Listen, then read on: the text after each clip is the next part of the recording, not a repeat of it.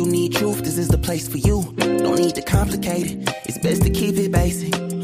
Open the book, the word is self-approved. He's Alpha and Omega, the answer since the early ages. What you should do is learn about the greatest. Just so you know, our door is always open. Let's study together instead of debating. Share our differences, let love heal all that's broken.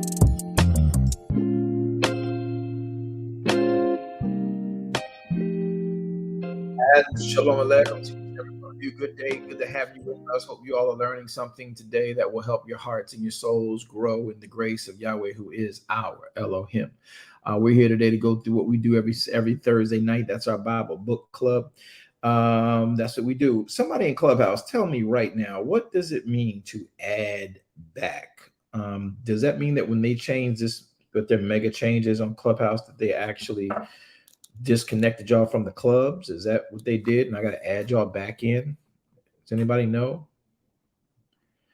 I'm looking. I'm not sure yet. I'm pulling up Janae, right? I'm pulling up Janae, and it says invite Janae to speak, but then it says above that, add back.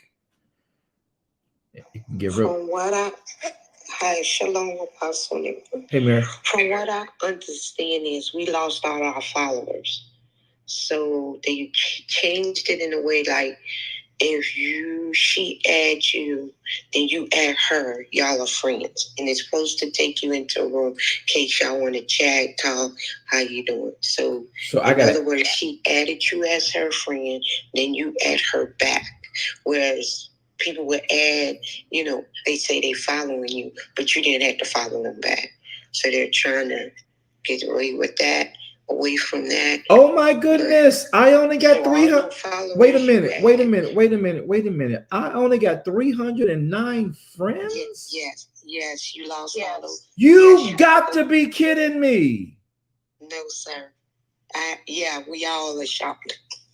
Yes, we no longer have followers. You only have friends. Wow.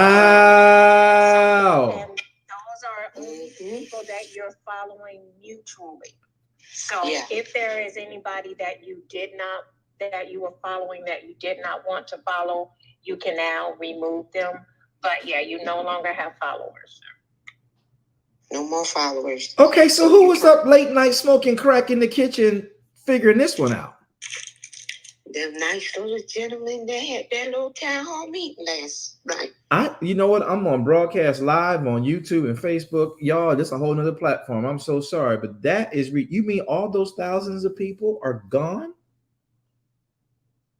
Absolutely, sir. Yes, sir. You gotta add them back.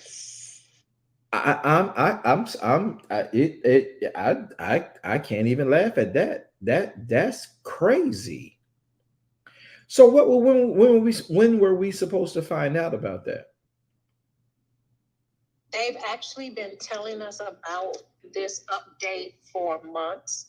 But everything went into effect yesterday afternoon. Oh, okay. So then I can't be mad at them because I wasn't paying attention to their updates. Right. Well, a lot of us weren't paying attention to our updates. Okay, so basically, I've lost all of my friends, all the followers and people we influence on. So we lost all of those thousands of people. Correct. You only have the people that you were following mutually. So if you were following them, they were following you. They consider that now friends, like on the other app. So that's the way that goes now. Wow. If you want them back, you gotta go through that long list of people to add back. Oh no, that's all right. How about they can that's dead. I'm out. All right. Yeah, I didn't do it either. I just stopped. People been adding me, but I stopped. Yeah, I'm done. That's a wrap for me. I unfollowed a few people. Well, I think that's a good benefit to that, but I'm done. That's not that. That ain't worth that for me. Well, this might be our last clubhouse then. Well, everybody, you make sure y'all go. Oh yeah. Oh heck yeah. You have no idea how dead serious I am. I'll make another platform up. I was like, this is this, but real quick, go ahead. We changed. They may have warned us, but they didn't tell us it was. That's huge. That's drastic change. I mean, we get updates. We get updates all the time. You don't cause. That's like going to my bank account, taking out all my money, and then tell me you're gonna give me $5 for rations for the week. That's not cool. I don't care how much warning you've been giving me. The fact that the warning is one thing. Now, I didn't pay attention to it, so I can't get mad at them for that.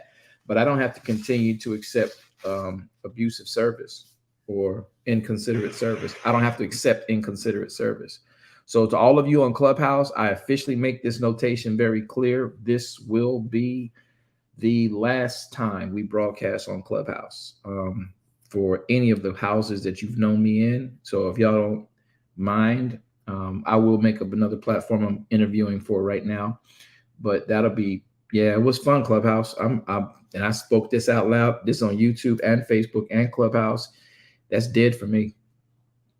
So Shalom, Apostle. It's been a pleasure. No, ain't no howevers.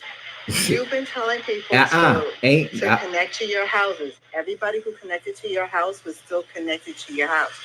Only if they did not follow you directly, they're still not connected to you. But if they were connected to your house, they're still connected. Oh, that's such a wonderful sound. You haven't lost those people. Only if they did not personally follow you. Those are the ones you don't have connection with. But if anybody joined the book club or Darash Ministry or the preceding club, they're all still there. Okay, which they probably didn't. We'll deal with that later. I can't take up all platforms that we're doing a Bible book club on with a Clubhouse issue that, though I didn't follow the instructions of Clubhouse, I did not inform myself, pretty much like we do in Christendom. We get upset when the change comes, but we didn't pay attention to the change coming. So for that, I am guilty and stand in need of prayer. However, having now excuse me. How about that part? So at end of day, so I am dead wrong for not paying attention to the, y'all say months, because I only come on to do broadcasts and then I get off. I don't come on to play with nobody or go to rooms. So I didn't know they were making those drastic changes. I'm not sure anybody wants to have to rebuild 3 years of clientele back over again. Good luck with that. But yeah, at this moment, I probably will not be back on Clubhouse again. And I said that out loud. Hold up, my feet on the ground, 10 toes is down on the ground. They've been working my nerve for a minute anyway. So I don't need it. It's not something we need. No, we're done. It's not a conversation. Just letting y'all know, inform y'all. So I'm informing y'all. I'll give y'all a week, 7 days from now. This will more than likely be our last Clubhouse broadcast. I'll do one more cycle to give people notification to go over to YouTube, Facebook, and our webpage for broadcasts. And that would also help us because Clubhouse was good for those who were out of country. They could get on Clubhouse and still have access to us, but as long as you got a web internet, you can get onto our webpage and probably still keep our programmings. We love y'all, miss y'all. Why haven't y'all hit the heart sign, like sign, YouTube, Facebook? Why is it all those faces, but no hearts, no likes? Okay. Thank y'all. So this is just an informational piece. Let y'all know we gonna be moving on. Get on up, down the road.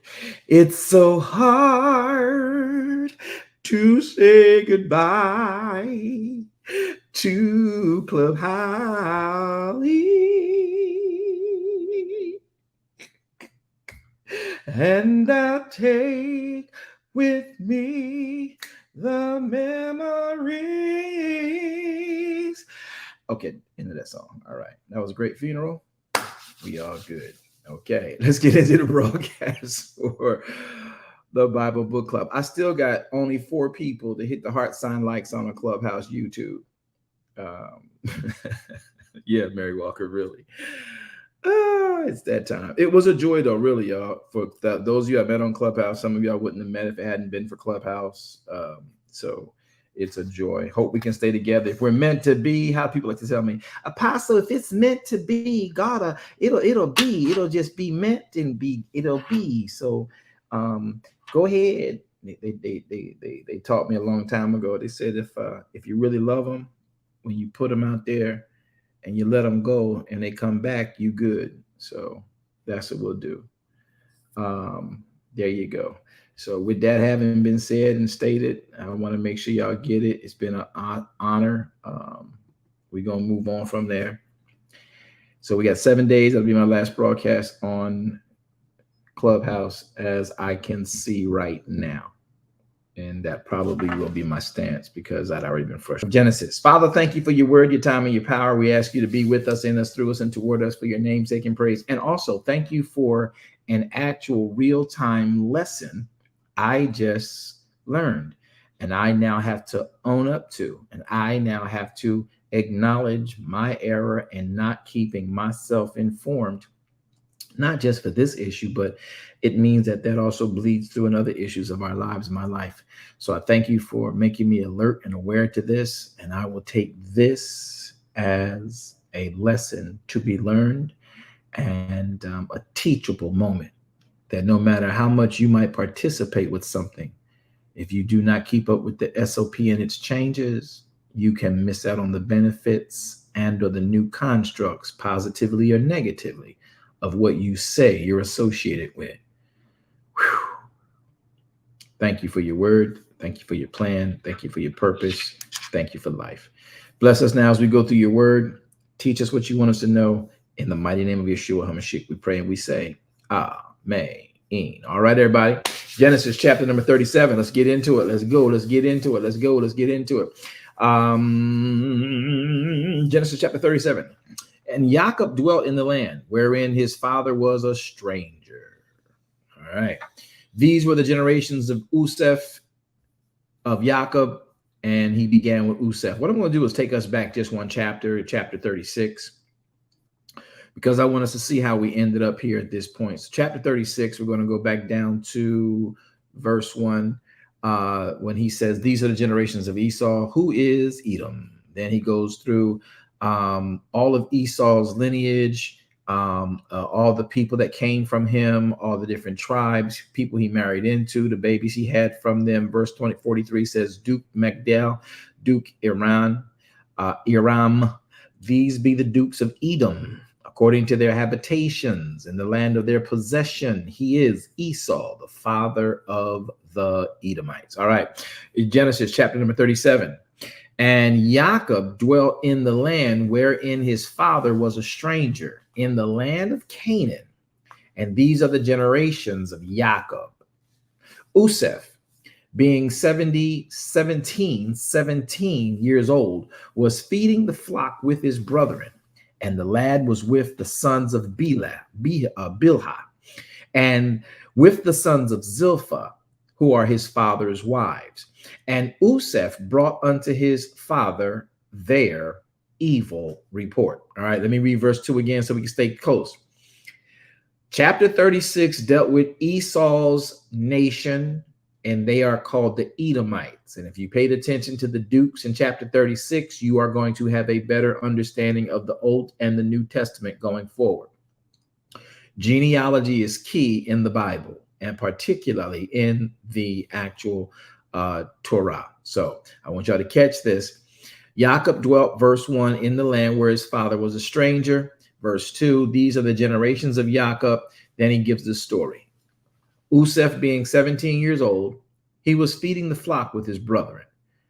And the lad was with the sons of Bilhah and the sons of Zilpah, his father's wife. And Useph brought unto his father their evil report. Now, Israel loved Useph more than all of his children, because this was the son of his old age. And he made him a coat of many colors. And when his brethren saw that their father loved him more than all of his brethren, they hated Useph and could not speak peaceably unto him. So what does it mean to speak peaceably? Well, that's the Hebrew word H7965. It is the word, watch this, they couldn't speak shalom over this boy. Can I get everybody, while we got these last few days on Clubhouse, can y'all open up your voices and say shalom to your brothers and sisters on the platform? Speak shalom to them. Can y'all speak peaceably to them? Can y'all speak for wellness of their life, happiness in their life, friendliness in their life, welfare of their life, prosperity of their life, the health of their life, the peace of their life? Can y'all speak the 13 attributes of shalom over your people's life? Peace and prosperity, perfectedness, rest, welfare, and being made whole. Can y'all speak shalom to your brothers and sisters on platform? I'm typing it in for y'all. Shalom. Shalom. Shalom. Shalom. Shalom. Shalom. I speak shalom. I speak shalom over all my brethren in the faith. I typed that in there so y'all can see that when y'all come up on YouTube and Facebook. All right. It's very important to catch this. This is significant stuff, y'all. Y'all might think it's just a story, but Yahweh is in the details. Yahweh is in the, Elohim is in the details. Verse 4. Again, we are in Genesis 37, Bereishits 37, verse 4. And when his brethren saw that their father loved him more than all of his brethren, they hated him, and they could not speak peaceably unto him. Useph dreamed a dream, and he told it his brethren, and they hated him yet the more. And he said unto them, hear, I pray you, this dream which I have dreamed. All right. So you got to catch this. You see some chronological leaps. Does anybody remember what I taught you about chronological leaps? All right. So chronological leaps are what you find inside the text. The narrator is taking you from one point to another point, and sometimes they may go backward in time to qualify something they're going to push you forward in time about. And then you might get pushed forward in time generations. Chronological leaps. So the story might pick up 10 years down the road, 20 years down the road. Chronological leaps. You're in the middle of one here now. Watch. And when he saw his brother, their father, verse 4, he loved him. When the brethren saw that their father Jacob loved, or Israel, loved Useph more than all the other brethren, they hated Useph. They could not even speak shalom to this boy. They couldn't speak peaceably unto him. And whenever y'all got to get this, I'm going to say this to those of you who are viewing in and might not really appreciate this, but listen, if you can't speak shalom to your brother, the Bible declares, we like to quote, do unto others as you would have them do unto you. If you're not going to speak shalom to them, they don't have to speak shalom back to you. But remember, you didn't speak shalom to them. And if they're not speaking shalom to you, where are you going to get your shalom from? Because it's your brother's responsibility to speak over you and speak with you, to touch and agree with you on certain things, particularly those of you of the same faith. They couldn't even speak shalom over their brother, which is what caused their hatred to perpetuate and to continue to process and to fester to the point that they hated their own brother because their dad loved him.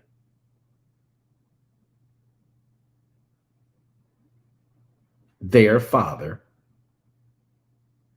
loved him more than the others.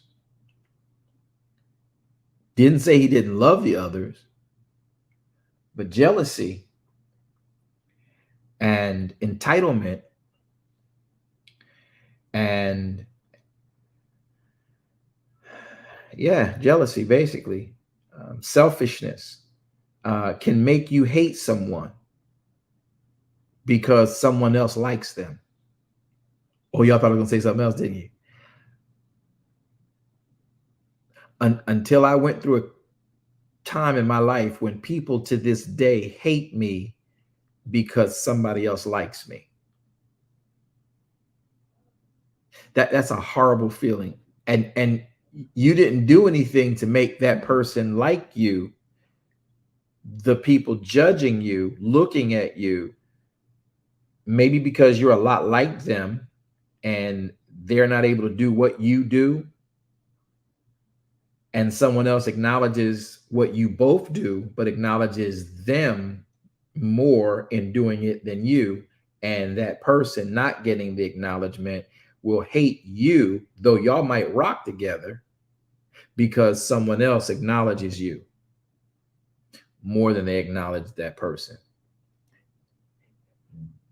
That's some crazy, petty, childish garbage. And so you know that happens in your family, that happens in your families of business, that happens in your family of social clubs, and just to be relevant, it happens in your church. It bewilders me at how many people have never met me. Let me make this more general. How many people have never met? Yeah, I got to make it personal. How many people have never met me and don't like me? Never sat with me, never talked with me. Just heard a sound bite and a snippet of something maybe I teach in Christendom, or I help counseling with people that they may love, but they counseling with me, or you know, you may have heard the rumors of my who I was and back in the day, or when I made mistakes and stuff like that.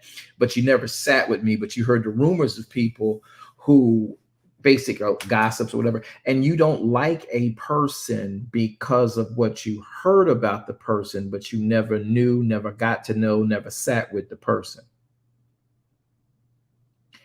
You petty.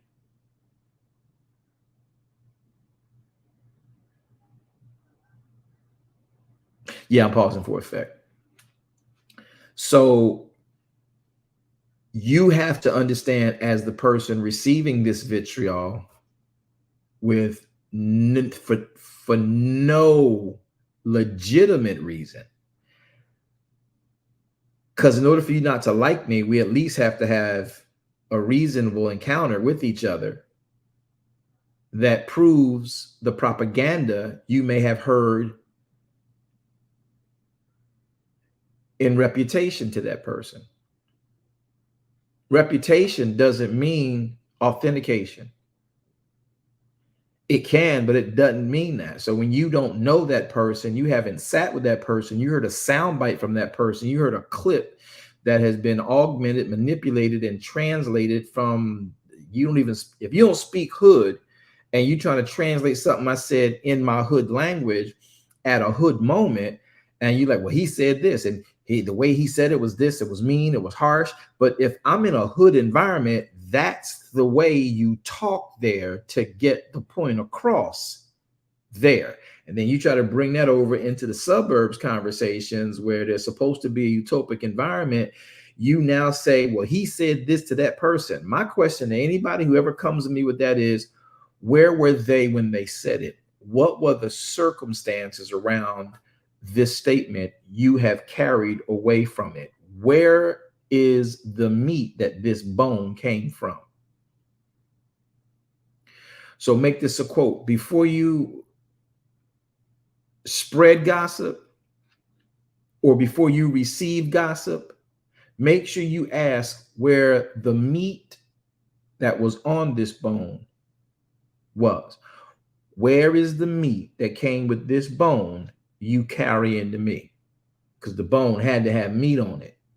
I don't know no bone that did not have meat on it and meat in it. If you bringing me a bone that's just calcium, maybe still have marrow, but there's no sinew, there's no tendons, there's no ligaments attached to this bone. Somebody ate all the meat. You playing games with me.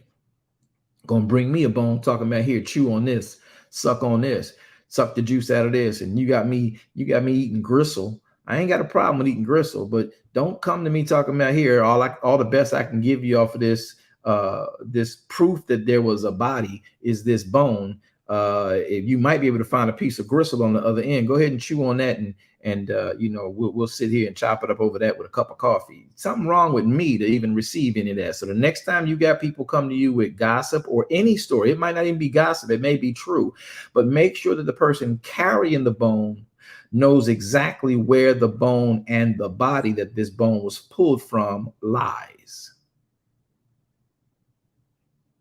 Better word, has been let to rest. Don't just take a bone Where's the meat that came from that bone? Does that make sense, y'all? Come on, Clubhouses. We ain't got but a couple times to say vocal on this place. Y'all say something. I think I done got used to hearing voices. I'm gonna have to get used to not hearing them again. Very clear. So if you pay attention to the Torah, it will teach you everyday problems that exist in your world that are so relative to you right now. But as the Bible says, and can y'all repeat this with me when I'm done on the count of three? There's nothing new under the sun. Ready? 1, 2, 3. There's nothing new under the sun. This is old school. This ain't something that just popped up. This ain't something that's just new. Gossip ain't new. It may be new to you, but believe me, it ain't new. And you got to make sure that you're not letting people feed you a bone that ain't got no meat on it. There's a meat that was attached to that bone. Where that at? Bring me that. Let me decide for myself. Don't bring me stuff about some other pastor, some other leader. You don't even know them, but you heard something that YouTube or TikTok or Facebook or IG or wherever else you're getting stuff from, Snapchat or whatever other media group you're talking about, and you got something to say about somebody, especially if you're a believer. If your brother's overtaken in the fault, you're supposed to restore that person. If your sister made a bad decision and a bad choice about a particular thing, you don't drag her because she made a bad choice and now he or she is out and down and out. You don't drag them further, and so people can actually hate you because of what someone said about you, and the person hearing what's said about you have some PTS trigger about what may have happened to them in their home in a whole different region, not even connected to you. And that PTSD about the implication of the situation they're telling you about triggers you to hate this new person like the old person that did to you what was wrong. But you never sat down with this individual that they're talking about. You never sat across from them. You never touched them. You never heard their heart. You never, you ran with what you heard. That's petty. So let's get into what the word talks about and what this storyline was about. So look at verse number 4. Yeah. Look at verse number 4. Yeah. Look at verse number 4. And when his brethren saw that their father loved Useph more than he loved his other brothers, they hated him, and they could not speak peaceably unto him. Now, can y'all talk to me for a second? I just want a little bit of Clubhouse talk for a minute, though we're going to be done because we want to say goodbye in good fashion. But this is very clear. Verse 4 says, the brothers saw that their dad loved Useph in a different way, more than all the other brothers that were born. So they hated him, and they could not speak peaceably unto him. And you got to stop at verse 4 because you're going to hit a chronological leap in verse 5. So we're going to talk about this, verse 4. We're not leaving yet. We're going to be here for a minute. So I hope y'all come off mic and talk to me. Please send invitations and microphones down to everybody in the VIP section so we can all chat and talk here, please, mods. So if the brethren saw that the dad didn't, does it say that the boy acted special, or did he act like he was entitled, or did he act like, he understood why his dad loved him more than the others? I don't get that impression. Anybody? Not at all. Not at all. It don't appear that way, does it? No. So say y'all name when y'all come off, because I want to talk about this. So if I read this rightly, verse number 4, and when his brothers saw their father. So Useph, being one of the youngest in the group, He's just thinking this is family. These are older brothers, like literally 10, 12, 13 years older, 14, 15 years older. These are older brothers. And the father is just showing the boy love more than he showed the other boys love. Does anybody know why? And be careful of your quick answer. I want you to think about it, because I want us to start talking real intelligent about this. Let's have some intelligent integrity here, integrity, an integral, intelligent conversation about why this verse is so important. Because the brothers see the dad loving this boy better than the others. Didn't say he don't love the others, but he's loving this boy better than special treatment, whatever. But it doesn't ever say that the boy was acting preferred. It says the father preferred him, so that the other brothers couldn't even speak peaceably. They couldn't even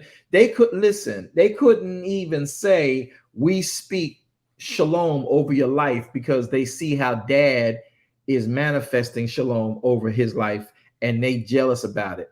They don't like it. They want it their way. They want to do it. They want it their way. They don't even get to understand that he is being favored by his father. It ain't the boy. Now, does anybody know why the father loves that boy more than the others? Shadi, Go ahead. Shalom, Apostle. 2 reasons. One could be that, of course, he was a child of the woman he loved, the woman he really loved. And 2, being that he did have Yosef in his old age, so I guess having a child in your later years could make him, I guess, make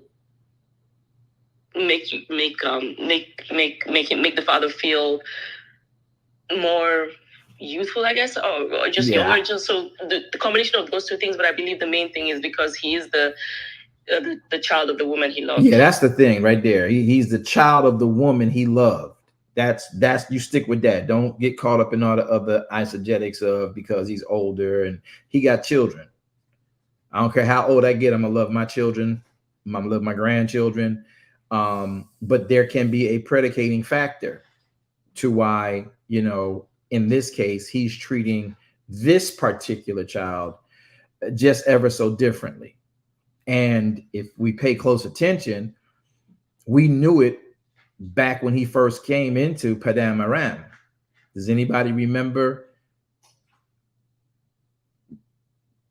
what could stem that for him? Y'all think I'm just being petty and childish about this analogy? Please, before you judge, listen, because it helps you now move through the rest of the stories of your Bible. So does anybody want to talk about what happened at Padam Aram with Laban? And why Yosef is loved by Jacob more than the other brethren. I'll help y'all. Where did the other brethren come from? Verse 3. I'll help y'all cheat. Verse 3 tells you, verse 2 tells you a lot about that. See, Marie, there's a lot of noise in your background, but go ahead. So, where do these other children come from? Go ahead, C. Marie. C. Marie. Okay. Wanda. Go, Wanda. The other children come from Leah, but the first thing that came to mind was when he went to meet his brother, it mentions that Yosef was with him. I'm sorry, I turned off. That's fine. Wanda, I'm lost.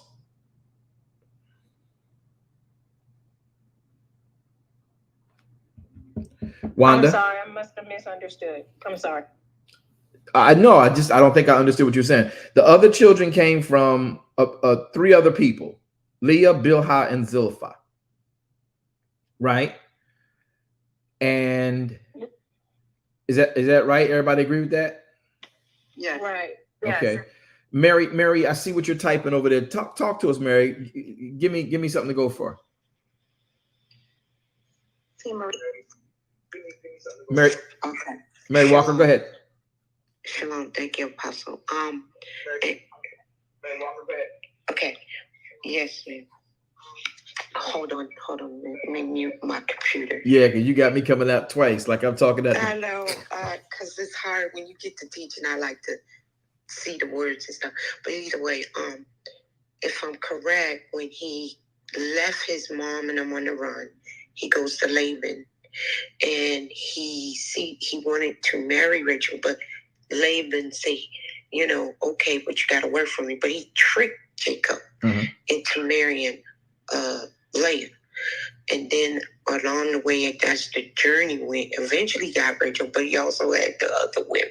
So the other children came along after Leah, but he was tricked. It was like his name's Trickster. So what his name isn't what happened to him, but he was tricked. So all these children and these brothers came out of Leah, Bilhah, and I forgot the other woman.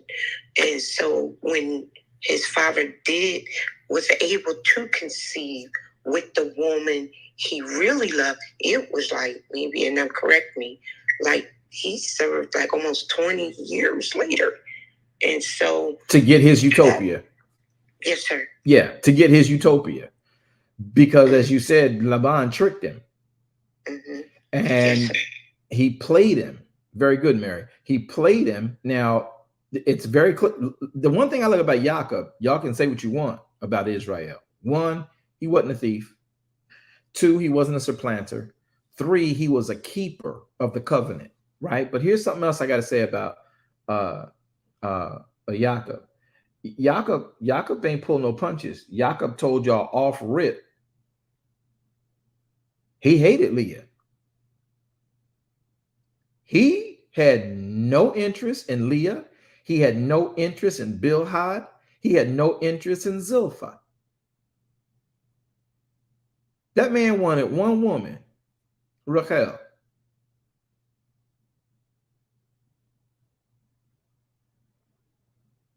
And then got tricked out of her and tricked into carrying 3 other women. Now, those are just the facts. And so now his earnest disdain for Leah, it's a real thing. It's right there in the writ. We read it a few chapters back. His earnest disdain for Leah, Yahweh had to check him on. Y'all remember reading that? Yahweh had to check him. And how he checked him was he made barren an otherwise beautiful womb of Rachel. Because Jacob was still angry, hating Leah, and he really didn't hate Leah because he didn't like Leah. He didn't like nothing that went wrong with how he got Leah. And he could only direct that energy at Leah because Laban was her dad, and Laban was also his boss, and his wife's sister was Rachel, and the woman he wanted. So his anger, whether internally or whatever, he did not make it anywhere near unclear how upset he was about the fact that I am with something I don't want to be with. Whew. And then he is now in these relationships he didn't ask for. So these children, though he knew, this is what marriage entailed, this wasn't his utopic scenario.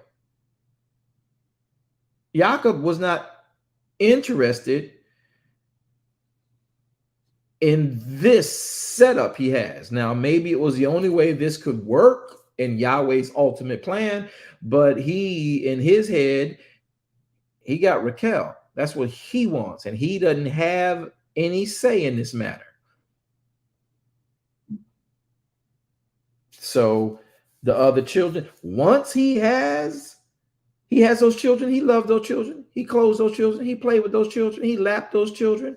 He disciplined those children. He loved those children, every last one of them. He wasn't no bad daddy. Don't get it twisted. But when he finally got through his emotional PTSDs about Laban, Raquel, Zilpah, and Bilhad, and how this all developed, and Yahweh finally released the barren womb of Raquel, he was like, and when he finally had this baby, 10 children removed, the woman he has loved, even though she pimped him out, she did pimp him out. She broke his heart. She pimped him out. Raquel she pimped him out for some fruit. But he loved Raquel. That was his goal. And when he finally was able to have a baby with Raquel,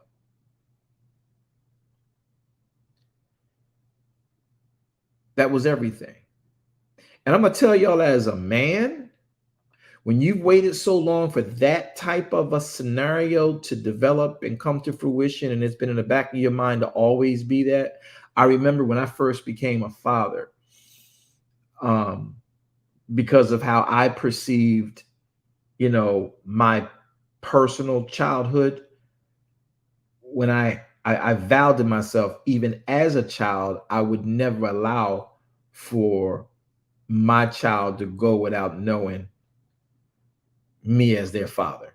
Whatever triggered me, whatever gave me my history and my dramas and my traumas, I vowed to protect my children. I vowed to love them unconditional. I vowed that the epitaph on my tombstone would say, my dad loved me.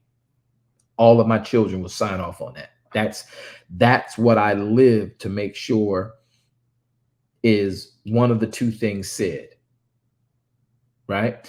But when you have lived so many years in your mind that when you have a child, when you want something, you finally get that something, no matter how you got it, you're gonna want to love it. So his goal was to have something of substance and something that lives beyond him with Raquel. And when he had that, Usef happened to be that.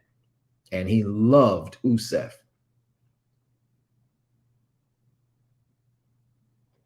Wanda. He loved Usef. Why? Because he loved Raquel. Whew. Now, y'all gonna think I'm being childish or unchristian-like right now.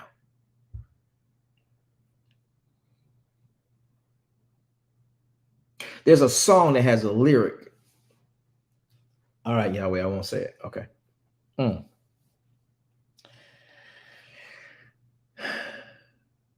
There is nothing like having to do something because it's your responsibility.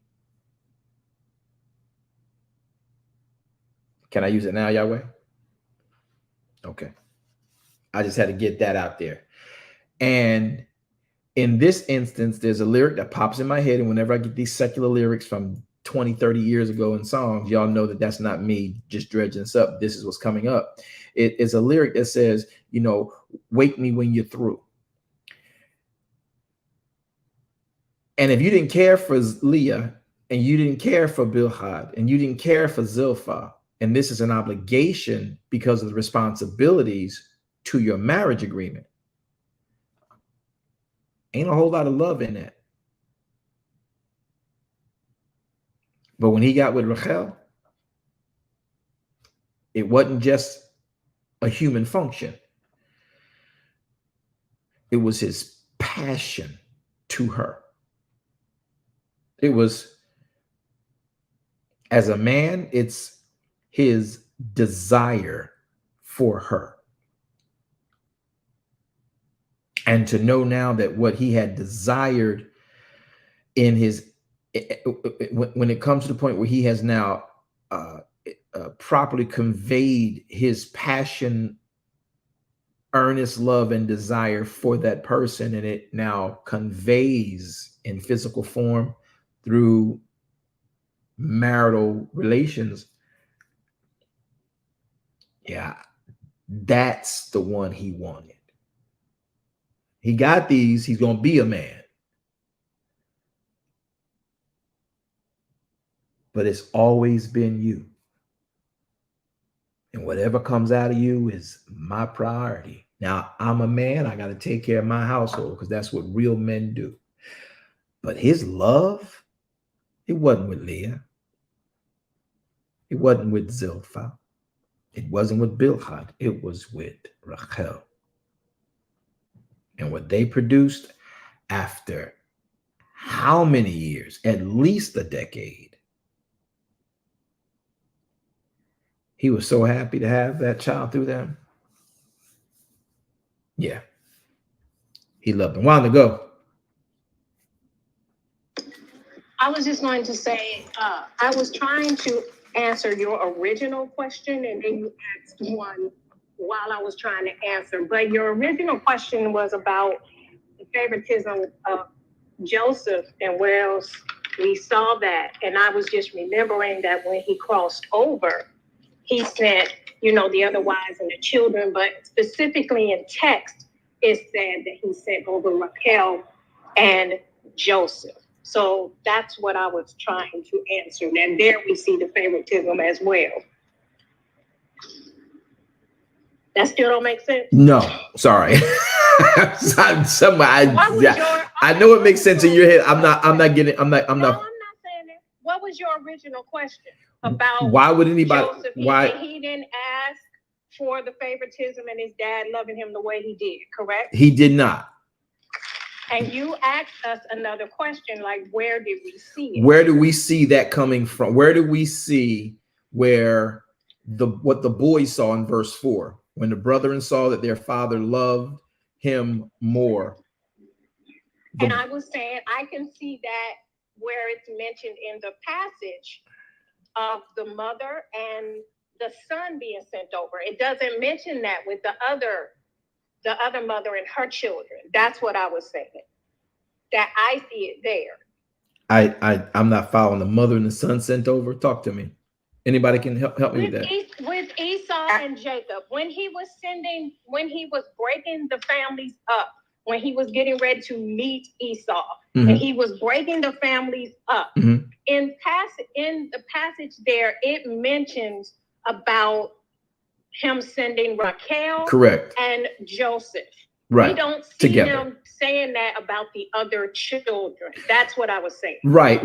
But the implication, I now I know what you're talking. I didn't know you were talking about him giving when he broke up the families in front of Esau's presentation. I didn't hear that part. So okay, I now know where you are. And digging into that, Wanda, which that's not a bad thing or a place to talk from. I can't vet that's it because I can't see him not leaving the children with their maternal when he divided them. Then again, there were 4 wives. Yeah, I would have to see each wife with their maternal. There were 4 wives. There were 4 times he sent them off.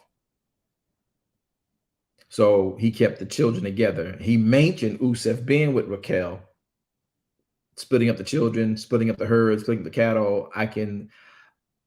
I would say it doesn't strike me as if he would have mixed the children's up. I can see Zilpah having hers and servants with her, cattle with her. I can see Bilhah having hers, children, cattle with her, servants with her. I can see Leah having hers, children, cattle with her, servants with her. And I can see Raquel having hers, cattle with her, servants with her.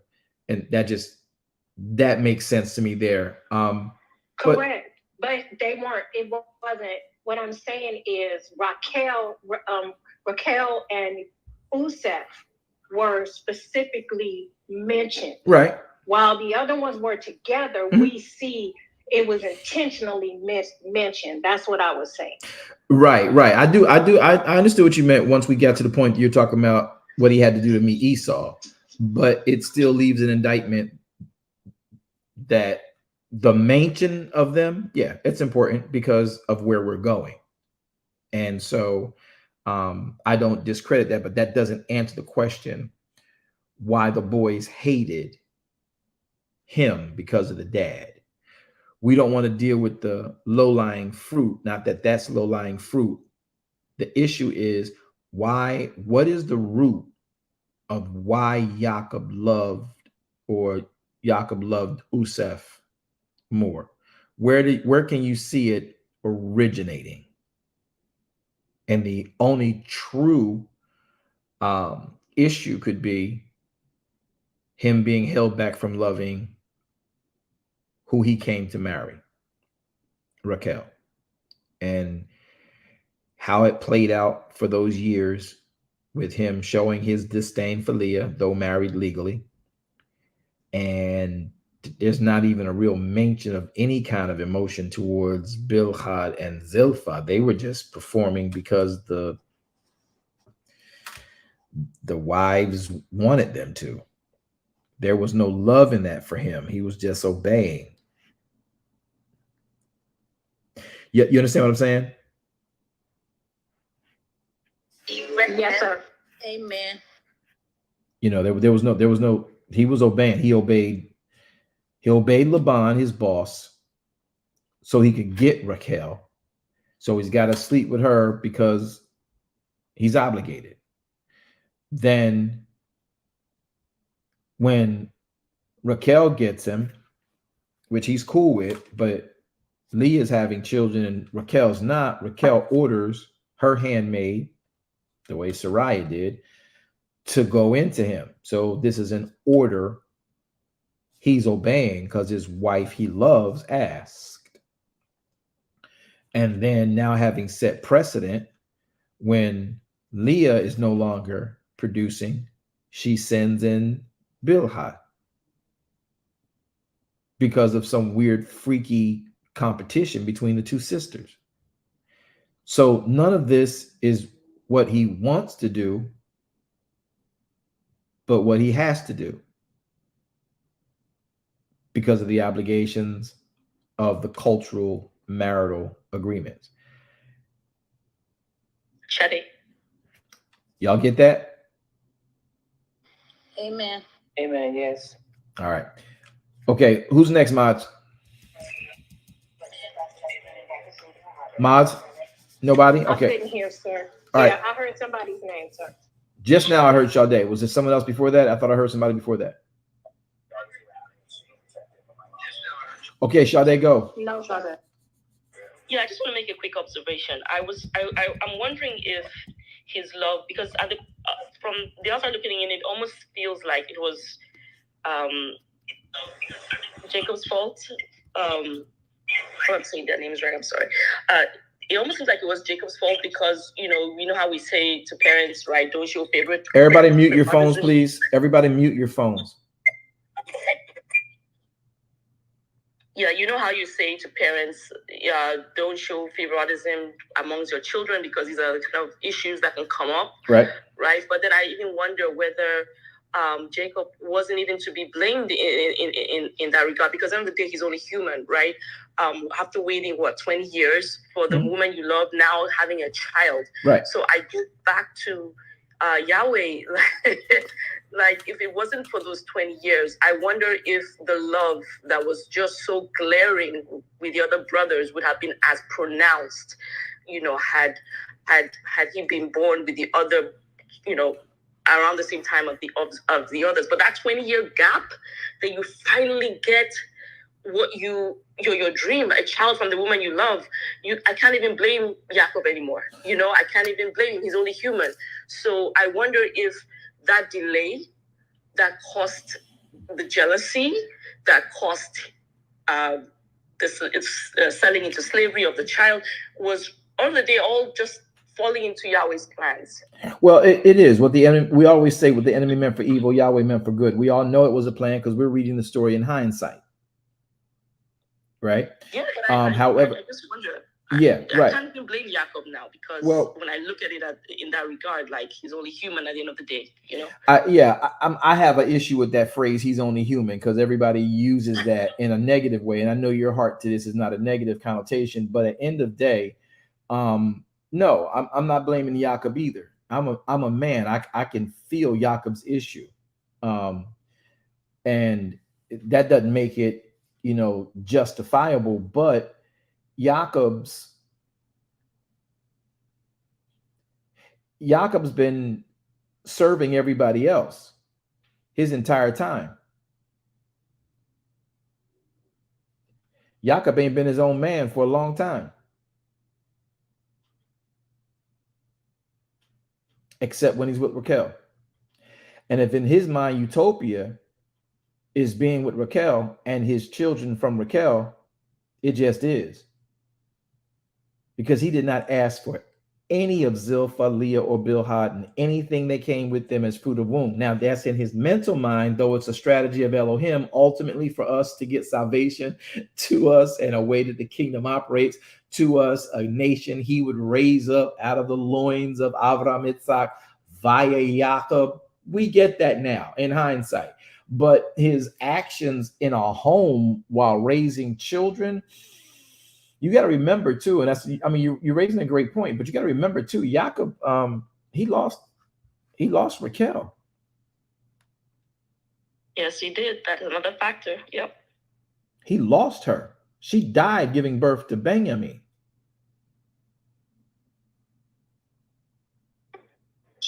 Definitely. So when you understand that, that becomes a very deep issue. So for him, it could even be, I was talking with one rabbi some years back, and it could even be the fact that, because we did go back and forth and try to figure out what was it that made him love to do all of this. And you I'm hoping to open up some more of your thought on this, because I don't want y'all to stay relegated to just the boys. Where could the root of how he even treated Usef come from? And I'll give you a hint. Jacob hasn't been his own man since he was born. Daphne, sir. I heard you, Daphne. Jacob hasn't been his own man since he was born. So what does that look like for you if you've never been in control of your own life, and now you are, free from an obligation to a stepfather named Laban, and him wanting, what he wanted, and manipulated you into that, and having your own natural dad call you a heel grabber, and wasn't even a part of the conversation me, Esau, and Mom had when we was fighting in the womb. We had with Elohim. Let me say it again. Dad on the outside looking in, seeing Jacob grab a heel, or hear tell Jacob grabbing a heel because of Deborah, the midwife, and Dad not even being a part of the conversation that Esau and Jacob had, that Yahweh had with Rebecca, because Esau and Jacob were in the womb fighting, and causing her complications, that she had to seek Elohim out while Yitzhak was over there knocked out sleep, and she's up all night pacing the floor in pain. So, you gotta, there's a lot more to the psychology of this, and we're not going to make it a psychological issue. There is history here. There is prophecy here, but it's good to understand the mindset going in. Even though we know the end of the story from our beginning of the story, knowing the end at this point for us, they had no idea. They were living life. So being a natural father, being a natural parent, being a natural mother, those things they lived in real time without understanding the prophecies. How do we say it? Preordained pathway. All they knew was that our seed will be many nations. Well, Esau was a part of that seed. Jacob was a part of that seed of Abraham. Yitzhak produced those two. They're producing sons, but they don't know who is supposed to have all the children and how that's supposed to happen. It's just a prophecy. So for them, they're disconnected from the how Yahweh is going to fulfill prophecy to the here's my situation right now. I don't like Leah. And I ain't got nothing against Leah. When we first met, I first got here. I worked here for 7 years. Me and Leah was Gucci until she ended up in my bed with the switcheroo. So it wasn't like he had a disdain for his sister-in-law to be until his sister-in-law became his wife without his authority. And now he's in this obligation. And he can't get to what he wants except he come through you. And this is not what I signed up for. And then the Zilpah, then the Bilhad, and all of that went with that. So his mind is he's not been in control of his life for some period of time.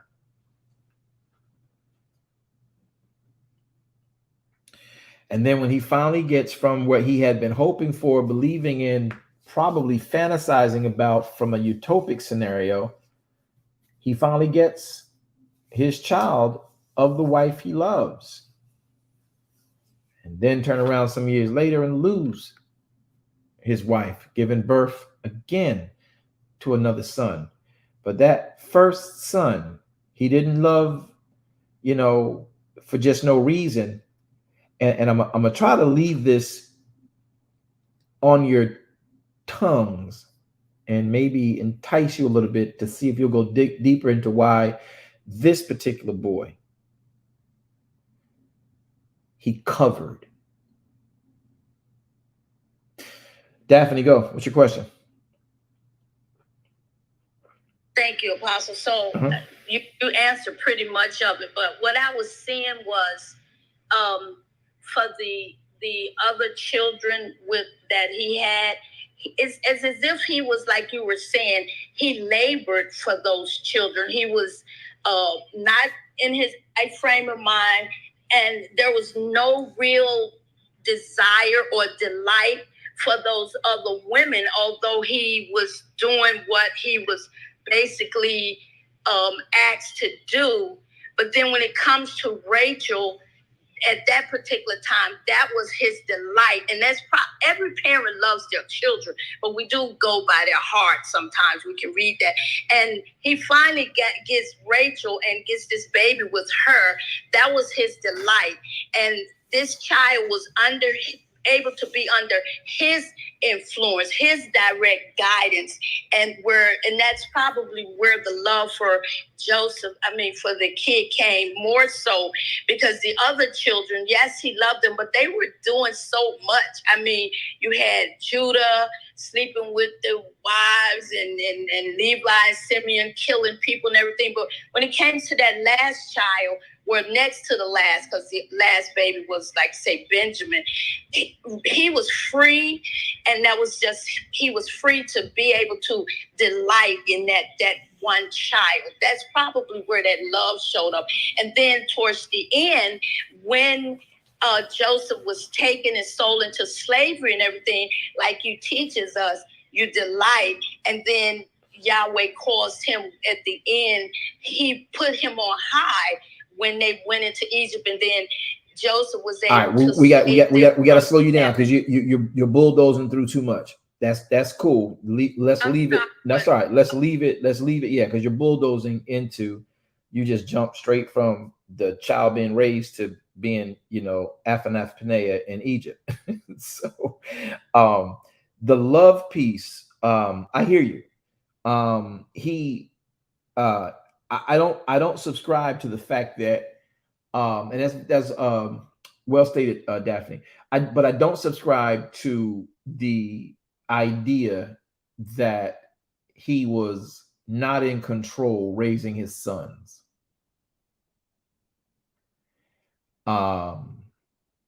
though he was in his in-law's house, his father-in-law, once he started having his children, he was the head of his house.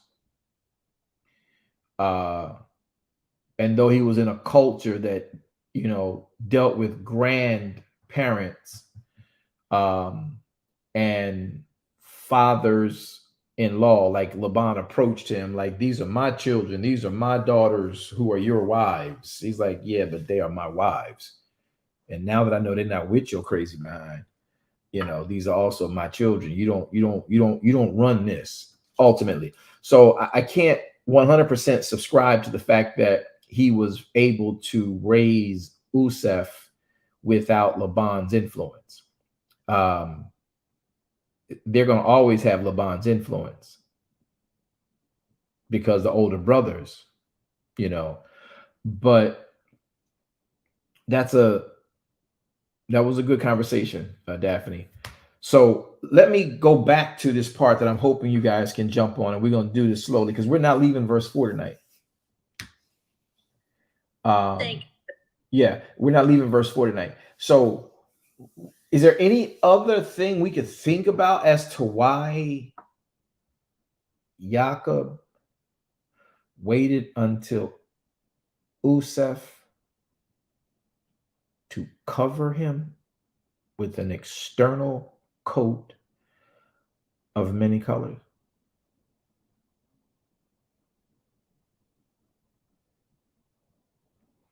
I want y'all to think about that. I want you to think about rendering an answer.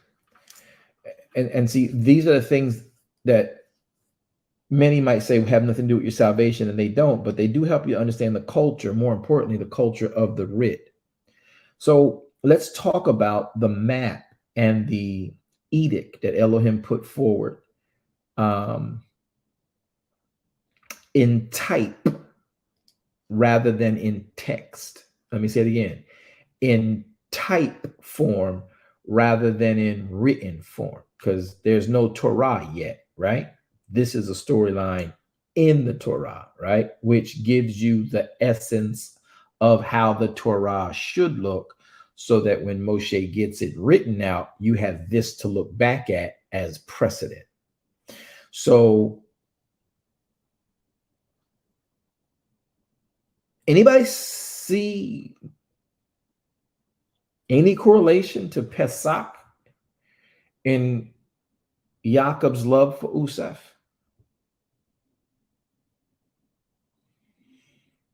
Favor. Who's that? Go Favor. He's visibly acknowledging or showing the world that Usef is favored.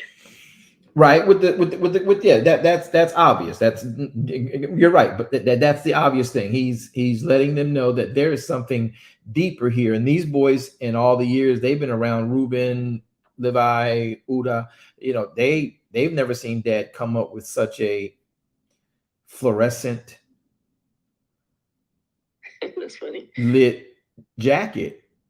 You know, he cut it off the back of a bear and dry it out and put it on our backs. You know, he done went and got looms and got purples and got fuchsia and then dyed it lime green and got some Israeli blue in there and got some gold fleck. He done did this like it was a tweed garment. This garment was a coat of many colors. I wanted to say that I don't know if he was indicating that the blessing that he himself had received from his father was, even on a spiritual level, being passed on to Usef. Okay. And hence his reason for acknowledging it publicly, that this is not just the favored one, but also the chosen one, so to speak. That's the line through which the blessing that I received myself, that's the person that I'm passing it on to, so to speak. Well, yeah, he would desire it to be. You open up something I'm hoping everybody else can tap into. Though you use a lot of church jargon to get there, I'm good with it, because I want to show y'all something using that church jargon at what we didn't pay attention to. Why did he cover this boy? Why didn't he cover Reuben? The blessing of the birthright, right? Yeah. Why Reuben didn't get the blessing? Why? What?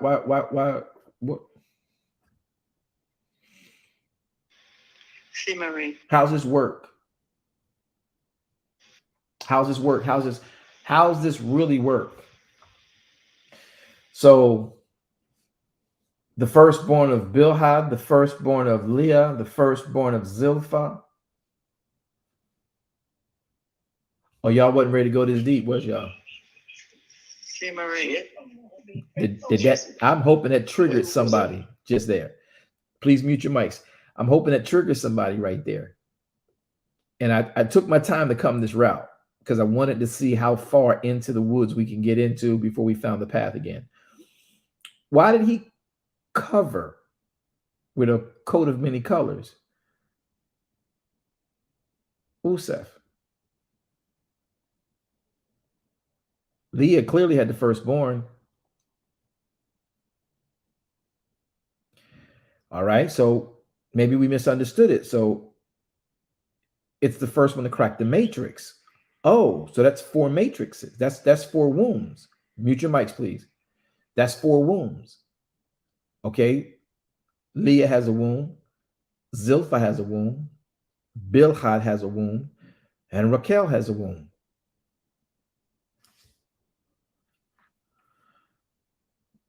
First ones to crack the matrix per womb. And all of them that cracked the matrix of those 4 women were males.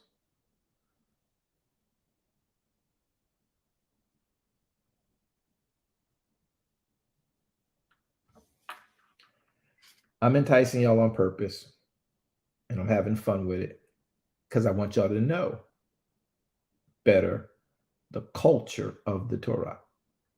All right. Sade brought some good points up. I hope y'all can tap into them. C. Marie, go. C. Marie? Yes. Joe Reuben was the firstborn of Leah, and I forgot who was the other 2 firstborns. Rachel was the wife that he loved. So regardless of who came first, the woman that he loved the most was Rachel. So the child who came first from Rachel, he considered his firstborn. Okay. Even though he was the 10th child. The 11th child, but the 10th son. He raised him, he catered to him, he trained him as if he was the firstborn. He showed him how to run the household.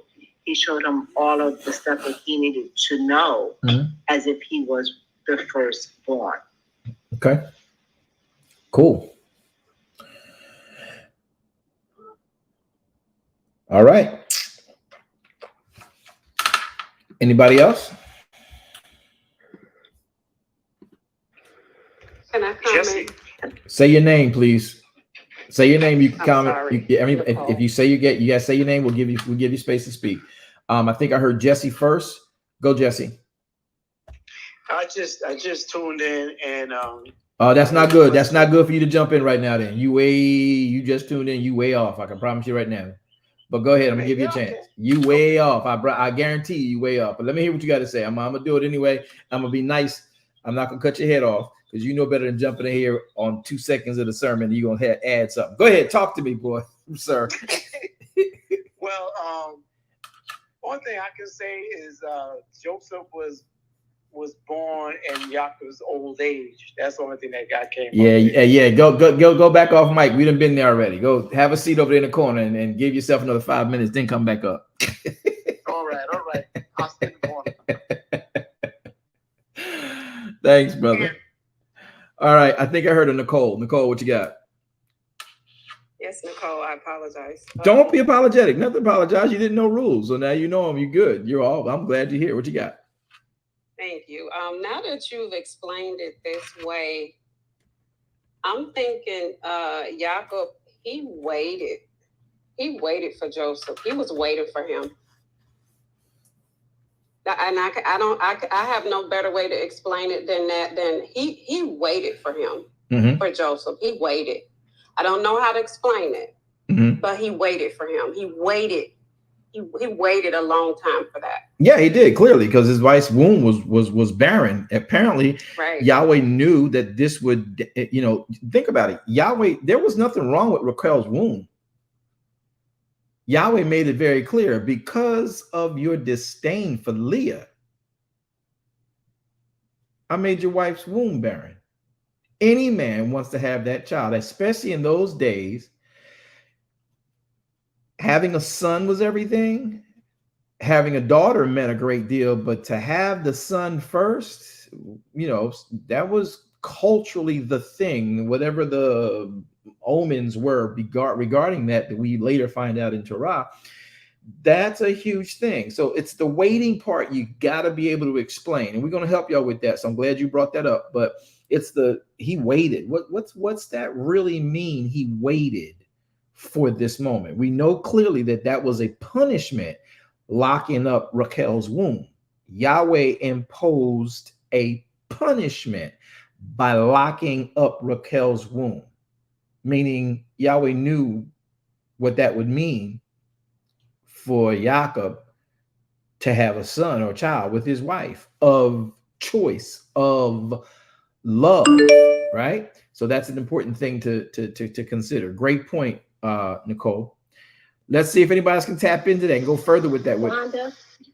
All right, Wanda, go. Okay, so, it's so loud. When Isaac told Eleazar, gave him instructions to find his son a wife, he gave him instructions. Eleazar followed those instructions. Eleazar even prayed to Yahweh about the woman that was supposed to marry Jacob. That woman was Rachel. And so although he had children from Leah and the other two handmaids, it really did not matter until the first male cracked the matrix of Rachel, because she was the one that was chosen. Okay, now I think you just mixed two stories. So who prayed for the child? Who prayed for the wife? You said it was Jacob? No, didn't the servant have to? He was asking Yahweh to, Eleazar prayed. The servant, he had to, the servant that selected a wife for the son, was Abraham's son. That would be Itzhak. Right. That's Itzhak, not Jacob. Right. Sorry. No problem. No problem. At least you're thinking. So this is why we do this, so we can make sure we get the storylines right, and we're not, like I did last week, mixed up, two different people. You know what I mean? So the more you get it, the more you pay attention to it, the more you rehearse it, the more Yahweh Ruach HaKodesh can bring those things back to your remembrance. So the waiting. I tried, Apostle. You did. You tried. That's why I don't wear Adidas. I wear Nike. We just do it. I'm just put that out there. I don't have a contract with Nike, but yeah, I do believe and subscribe. We just do it. Them Adidas and Pro Kids, they be trying. Yeah. That's funny, Apostle. I know. Somebody got that. Good. Laura, I would like to try it. Hi, Laura. Laura. Put the Nikes on. Come on, Laura. I'm listening. Oh, my. Because I'm just seeing a pattern here where the firstborn is supposed to be the ones honored. But I also noticed that in the pattern, the same thing happened to Abraham, happened to Isaac, and it's happened to Jacob. Because it just seemed like it's a pattern, because Abraham, his favorite was Isaac, and instead of the other son that he had by the slave girl. Okay. And then I'm looking at it happen with Isaac, which Esau was his favorite. Mm-hmm. And so now here we go to Jacob, mm-hmm. and all these other wives. And even though he loved Rachel which should have been, in his eyes, his first wife, and it was in his heart, and probably always will be, you know, no matter how many other women he had, or wives, or children. And so then he put the honor on Jacob when he gave him that coat. Okay. You know, to lead the clan. Okay, but the coat wasn't to lead the clan. Not so much to lead it, but I'm talking about the honor that was placed. Yeah. I'm going to help unpack this with you on purpose. This is fun. Yeah, I want to help unpack this, because when you mention the pattern, it is very true. There is a pattern to a lot of this, and Elohim works in patterns, because we have to have that redundancy to understand things. But let's now break it down, as we say, per the writ. Now, Laura brings up some very good points. That first thing sticks out to me is, okay, yes, Abraham did favor Yitzhak over Ishmael. Yes, Yitzhak did favor Esau over Jacob. Yes, Jacob has favored Usef over the other 11 sons, right? Technically 12, right? Because everybody keeps forgetting there are 12 sons, right? Reuben, Simeon, Levi, Uda, Dan, Naphtali, Gad, Asher, Issachar, Zebulun, Benjamin, Usef, and Benjamin. So you've got 1, 2, 3, 4, 5, 6, 7, 8, 9, 10, 11, 12. Everybody forgets he had a daughter. I didn't forget. And so there are 13 children, not 12 children of Jacob. And you'll find this misprint throughout seminary. And Laura, we're going to come to this point because I'm just going to set the foundation for why I'm coming at it, to unpack it this way, okay? And thank you for bringing this up. So people make the mistake, and many of you on this call line, y'all only thought that Jacob had 12 children. Jacob had 13. Okay. Many of us also make the mistake of thinking that the 12 tribes of Israel are the 12 nations of Israel. And people forget that Levi was not given a portion, and neither was Usef. But out of Usef, there was Manasseh and Ephraim, who would take the place of Levi, who was given the task of all things tabernacle, and Usef, who had to become, watch this, government in Egypt. That's interesting. Yeah, very right. You get it? He had to be government in Egypt. So his two sons, which is why he purposefully was so elated to have his father, before his father passed away, realized the dream we're about to read in chapter number 37 has significance. So if you notice, some of y'all, who I'm going to just leap ahead a little bit without you having read the text yet, but he makes his father lay hands on Ephraim and Manasseh. And then he makes him switch hands on Ephraim and Manasseh. Matter of fact, Jacob senses by discernment what need be done, and he anoints and incorporates equally. So I'm gonna give some of y'all something that y'all need to catch and pay attention to. Lucy, it's more significant than I think most people understand. How many attributes of shalom are there, y'all? 13.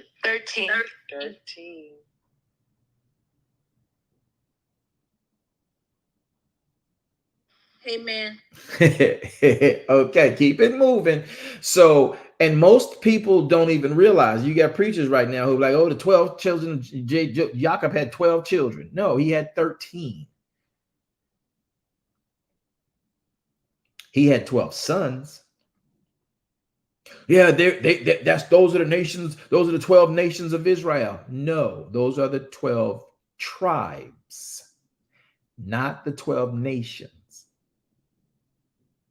of Israel, not the 12 regions of Israel. Because Levi, did he get a region when they got to the promised land, y'all? Did Levi get a region? No. No. He did not.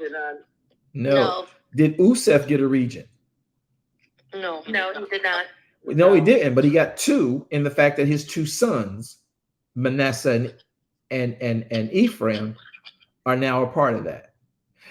And many people don't like this kind of conversation because we're in a Bible book club, so we're going to talk about the Bible so we can understand a lot of it better. And that means knowing the facts of those scenarios. So Laura's statement is what prompted me to bring this piece to show you how much we think we know about the Bible. Just nuances can mess things up. 13 children, not 12. There was a daughter in there named Dinah.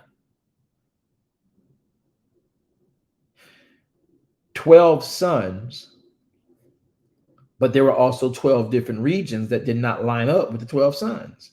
And some people think that the 12 nations is the 12 sons of Jacob. And this is where those little nuances make a big difference. Now, here's what I want to touch on about what Miss Laura brought up. This is very important for you to catch. So the pattern you saw, there's patterns between Avram all the way to Jacob.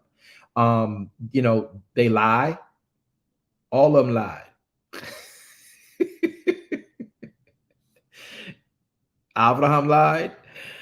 Jacob lied. Yitzhak lied. They all lied to save their lives, didn't they? Abraham and Yitzhak lied in the very same country at two different times to a man named the same name, right? So Abraham lies to Abimelech, and then Yitzhak lies to Abimelech. And now Jacob lies to Yitzhak, right? But it's to say, y'all gonna get this in a minute. It's to save their lives.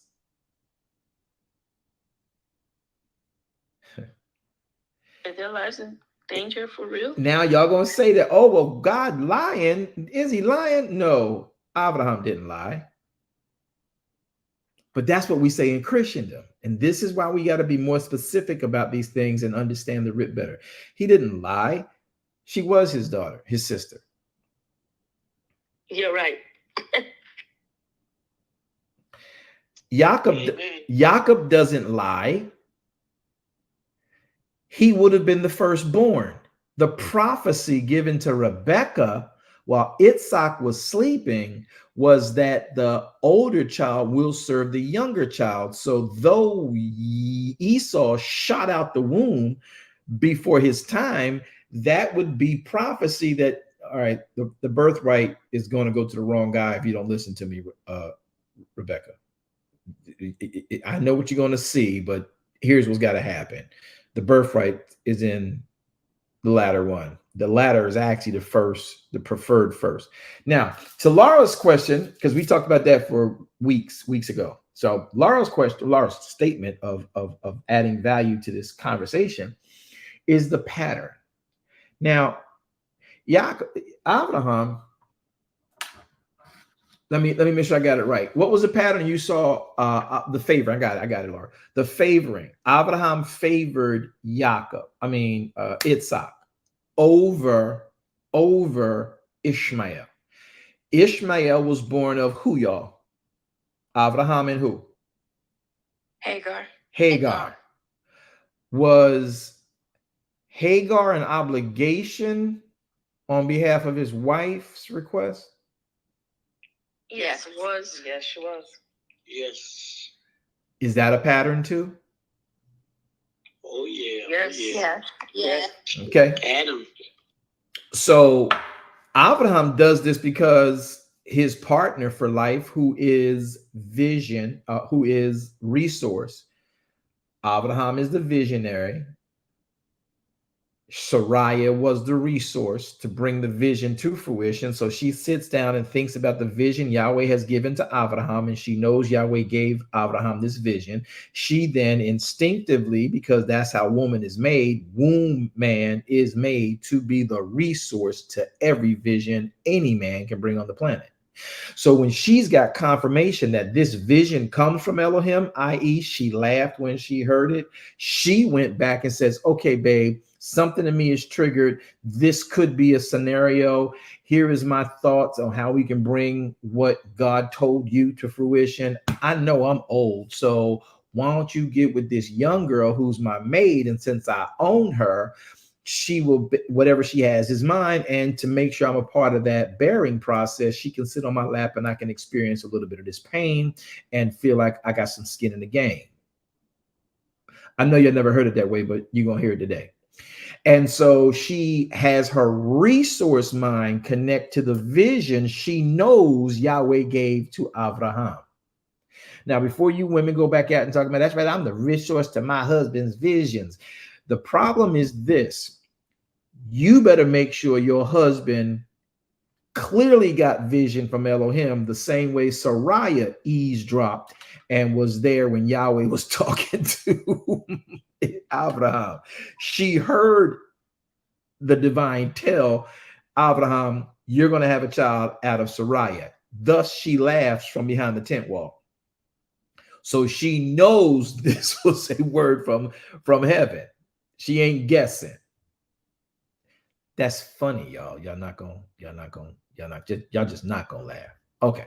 So Sarai has now made a resource decision, and she tells her husband, here's how we're gonna bring it to pass. Her husband, in an obligatory state, obeys his wife. Yes, y'all. But wait a minute, Sarai called Abraham Lord. Yes, Abraham submitted to her just like she submitted to him. Lord, this makes sense so far. Did Laura leave? No, I'm here. Yes, it does make sense. Okay. Now, here's the next piece about this issue of the favor. Why does Avram favor Yitzhak? Because Yahweh said Sarai would bear. Sarai and Abraham concocted Hagar. And once they realized we sort of kind of messed up, Abraham's bringing things back to where Yahweh had prophesied it should be once the prophecy came to fruition. So, of course, Abraham is going to favor the prophecy, i.e., in Christendom, you call it the allegory and the prophecy, right? So, yes, Abraham favors Yitzhak because Ishmael was an idea of humanity. Whoa. Not a manifestation of the prophecy. Elohim gave an instruction, Avram, out of your loins and your wife's womb. Sarai doing good. She didn't do anything bad. She just did what she's triggered to do, but she didn't run it through Elohim first. She says, all right, honey, come here. I'm going to give you my wife because I don't think I can have a child. And Abraham pleased his wife. All right, babe, maybe you're right. So that's why you have Abraham now honoring Yitzhak, and he has to protect that. Now, moving on to the rest of the pattern. Yitzhak now favors Esau. But Yitzhak's favoring of Esau is wrongly done. Because Yitzhak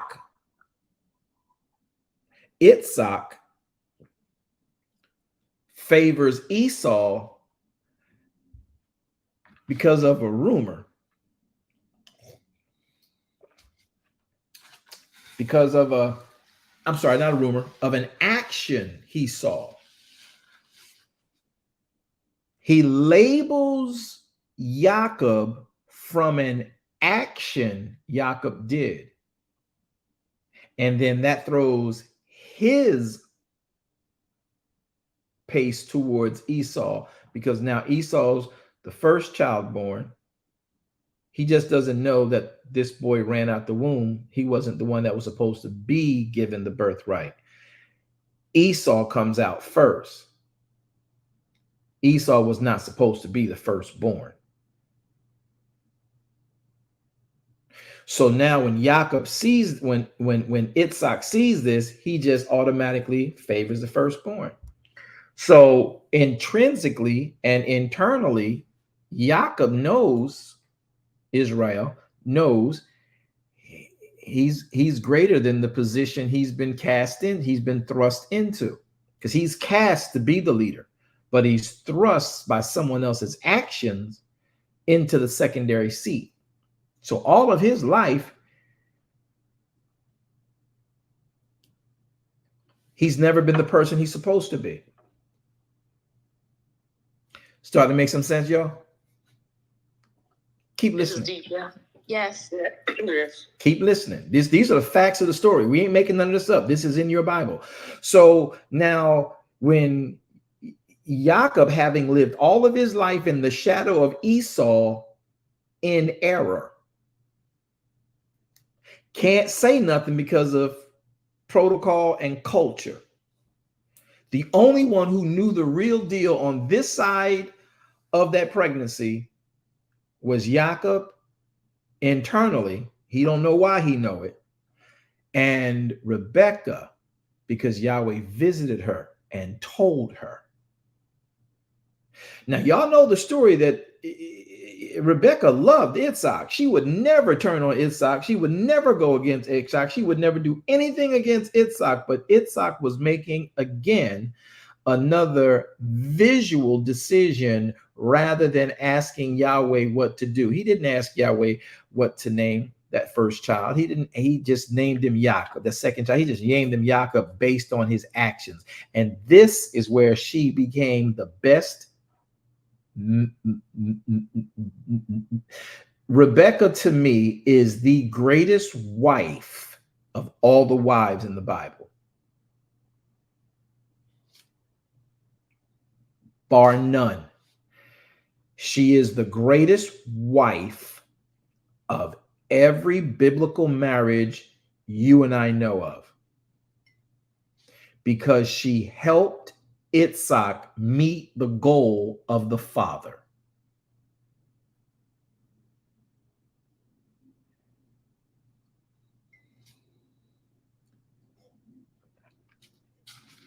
She had his back. She had more than his back. She had his front, because he didn't know what the heck he was doing. Nicole. And she made it her business to make sure the will of the Father prophesied to her under duress and pain in whatever trimester of her pregnancy she was in, when she woke up and said, "They are kicking my spleen out of my body. If this is what you wanted us to have, children, why do I feel like I'm about to die carrying them?" "Well, dear heart," says Yahweh, our Elohim, "inside of you are two nations. They will be at war with each other, as they are now. But for you to know, the latter child will be over the first child. The first child, the eldest child, shall serve the younger child." That right there, because they're both going to come out of this woman's womb. They're twins as the first child. They're twins as the first children in her womb, as a child in her womb. They're twins.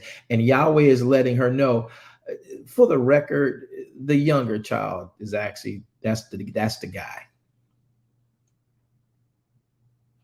Where's Yitzhak during this conversation?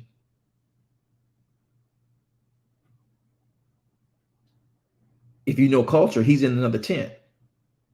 He ain't in the same tent she's in when she's pregnant. If you know culture. So if you don't know biblical culture, if you don't know what took place in the times of that Chaldean and before they become Israeli lifestyle, though they are nomadic, those tents are separated. When she's in her cycle, separated. When she's in pregnancy, the midwife in them, they rock together in case of needs and rubbing the feet and ice and all that. Not ice, but water, whatever it needs, because they're uncomfortable. The women now are in labor. When they're in labor, they're having children, they're going through all the different things that women go through in life. They're in a whole different tent with another, a midwife. So where is Itzhak during the time she is praying to God? If you bless my husband with these children, why do I feel like I'm dying carrying them? Prophecy. Itzhak's not there. So Elohim told Rebecca, and Rebecca, however many years later, 20, 30 years later, remembers what Yahweh told her, but she's hearing what her Lord is about to do. Her Lord, her master, her husband is about to do. And like, no. And she'll never disrespect him, but she made the circumstances work. And I think it's very unique that Itzhak is going blind, can't see. He got a sense of smell, but he can't see. And he is getting old, and he knows he's starting to forget things. And before he forgets, he tells his sons, let me put all of my affairs in order. Let's have a meal. Go and get the roasted, the venison that I love, and bring it back here to me, and let me bless you while I got good soundness of mind. And Rebecca hears this. Oh, baby, you about to make a mistake. Oh, what do I do? And she remembers what Yahweh told her. She's carried this for all this time. And when this moment comes, you could not get all of these things to align any better for this to actually, this one window, be the window to get that blessing passed to the right recipient. Now, anybody who knows your Bible, anybody who knows the Torah, I don't mean preach it. I'm talking about studies it to the level and the degree that we do and we have. You understand that window of opportunity is unique to that story. Because if Itzhak could see, this don't go down. And if she is lying, and if she is, as people say, gold digging, I don't know how she's gold digging when she's the queen of what Itzhak owns. She didn't love Jacob more than she loved Esau. She did not. There's no indicator or record of that she loved Esau more than she loved Jacob. In this case, watch this. Y'all ready? It is better to obey Elohim than man. And that man was her husband, who she's never crossed, ever. That's why she is the best wife biblically ever. She helped Itzhak meet the goal of Yahweh's prophecy for his very life. Why they had to wait until he was blind, only Yahweh knows that. Again, Deuteronomy 29:29, I'm not going to go into that. But at the end of the day, you could not get a better set of scenarios to bring this prophecy to the level of fulfillment you see in your writings in the Torah and or your Bible to this date. Everything aligned to make this happen. If she stole, Yahweh would not have blessed Israel. He would not have blessed Jacob.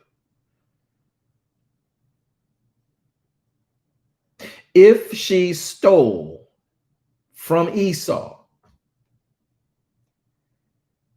when they came, Esau would have every right to carry out. Esau's mindset would have never shifted because he knew he wasn't being stolen from. Esau could care less about that birthright. He sold it twice for naught.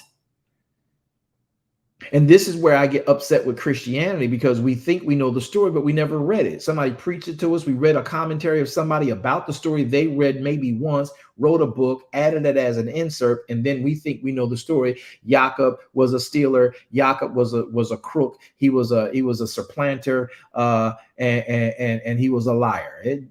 That ain't what it is. That's what Itzhak said. Oh my. The one who's supposed to cover him. So now this pattern that dear Laura brings up to us, so key. There is a favoring of Ishmael over Ishmael with Abraham. Abraham favors Itzhak because Itzhak was supposed to get the blessing. Itzhak favors Esau because he's real lackadaisical in this whole process. He's basically just a conduit who loves Elohim because his daddy loved Elohim, but he ain't really paying attention. He's just operating out of if you pay attention to Itzhak's life, he is just operating out of the blessing Yahweh put on Abraham, and Abraham passed to Itzhak.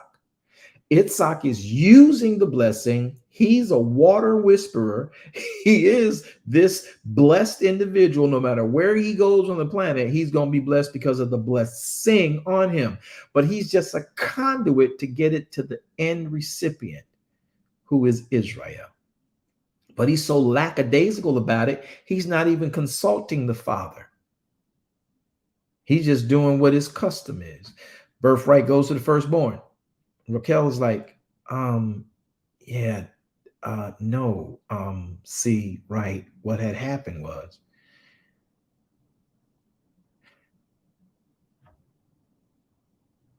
so that's what you got. That pattern of favoritism is key. Now let's look at why Jacob favors Usef. And now in hindsight, wonder how this affects him becoming second in command in Egypt. Why did Jacob cover with a coat of many colors Usef? Laura makes it clear there is a pattern of favor physically and externally manifested. In Avram's case, it's because the prophecy was for Sarai's womb. So that's why he favors Itzhak over Ishmael. In Itzhak's case, he almost messed up royally, because if he would have gave that blessing to Esau, if you know how Esau lived, Esau would have squandered, messed up, had no concern for anybody. They already told him don't marry those Canaanite women. He went and married 10 of them.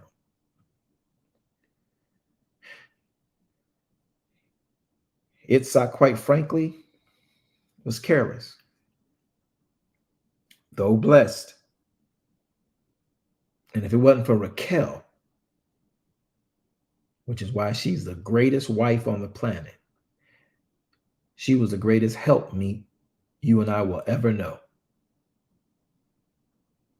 She loved that man, never disrespected that man, never usurped authority over that man. And then whatever she needed to do to prod him and guide him into the right choice here in this last moment, she did that and said, if I'm wrong, may God kill. Basically, may God take my life. Jacob was like, Mom, if I do this, Dad, he ain't never seen his mom go against his dad ever. Mom, if I do this, they think I'm already this. He gonna call me a liar, and he gonna be mad at me. She says, son, just listen to me this time and trust I know what I'm doing. And if I am wrong, let the punishment, which is death, fall on me.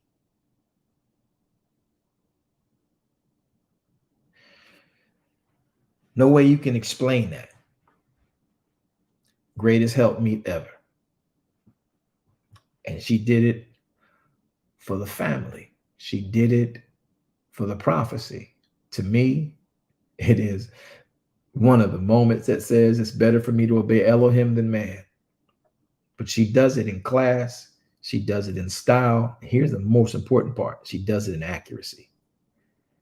Now, Jacob ends up getting the blessing. Clearly, he's wearing it as well as Abraham wore it, because Laban is trying to keep him at all costs. He's worn it as well as Yitzhak's used it, because after he gave to Esau all of his wealth, he's able to reproduce that again as well. So why then does he favor Usef? We get it. The woman of his love, the love of his life, finally released to have children. She does. His first to crack the matrix with Raquel is Usef. There's a love there, because in Jacob's mind,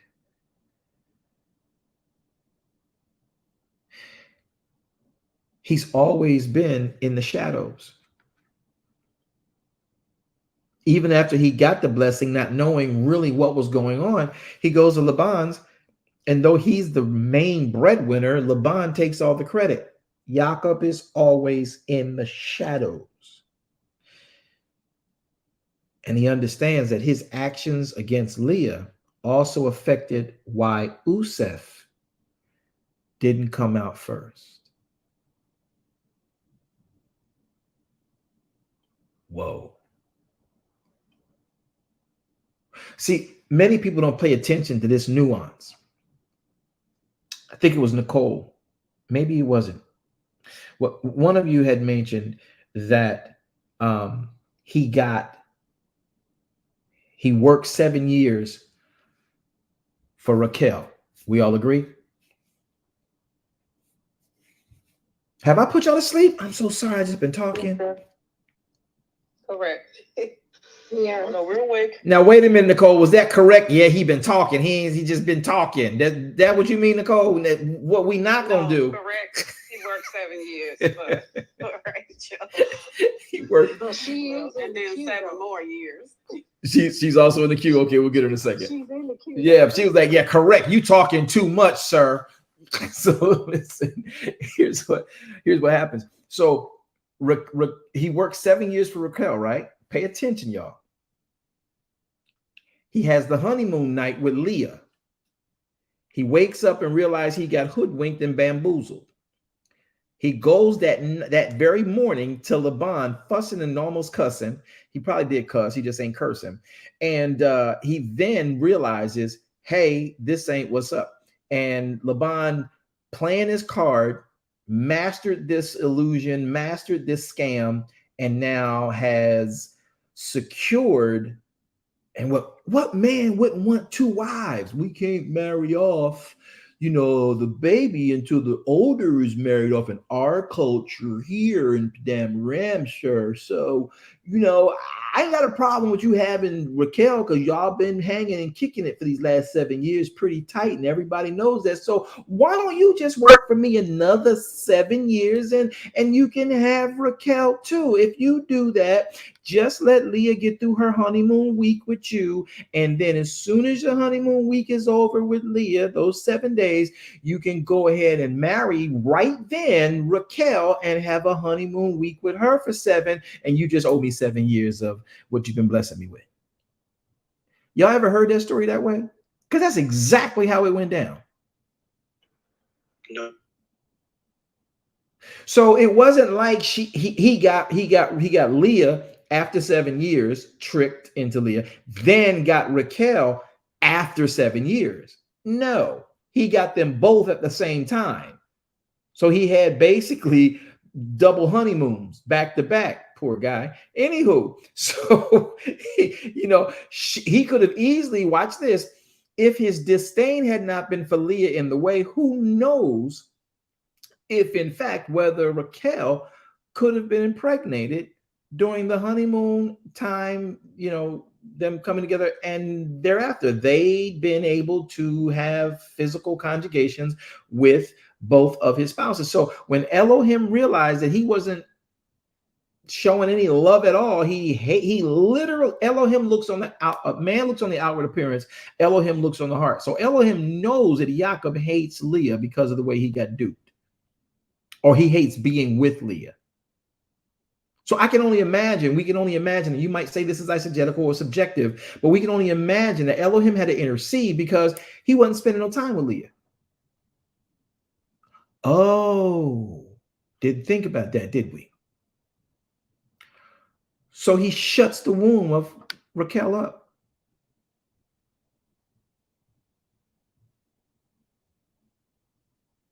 Give you something to think about, don't it? Brother Jesse. So these are the things you want to sort of kind of make sure you pay attention to as you read through the Bible, and understand that there are a lot more things at play in the writ, not to become subjective, because I know some can say, well, you just made an eisegetical. Well, there's a lot more proof about that than you've probably heard about through Christendom. But when you look at how this writ unfolds, look at what Raquel and Jacob and Leah and the other two handmaidens had done, it's pretty clear. Yahweh shut that womb of Raquel because Jacob wasn't spending no time with Leah.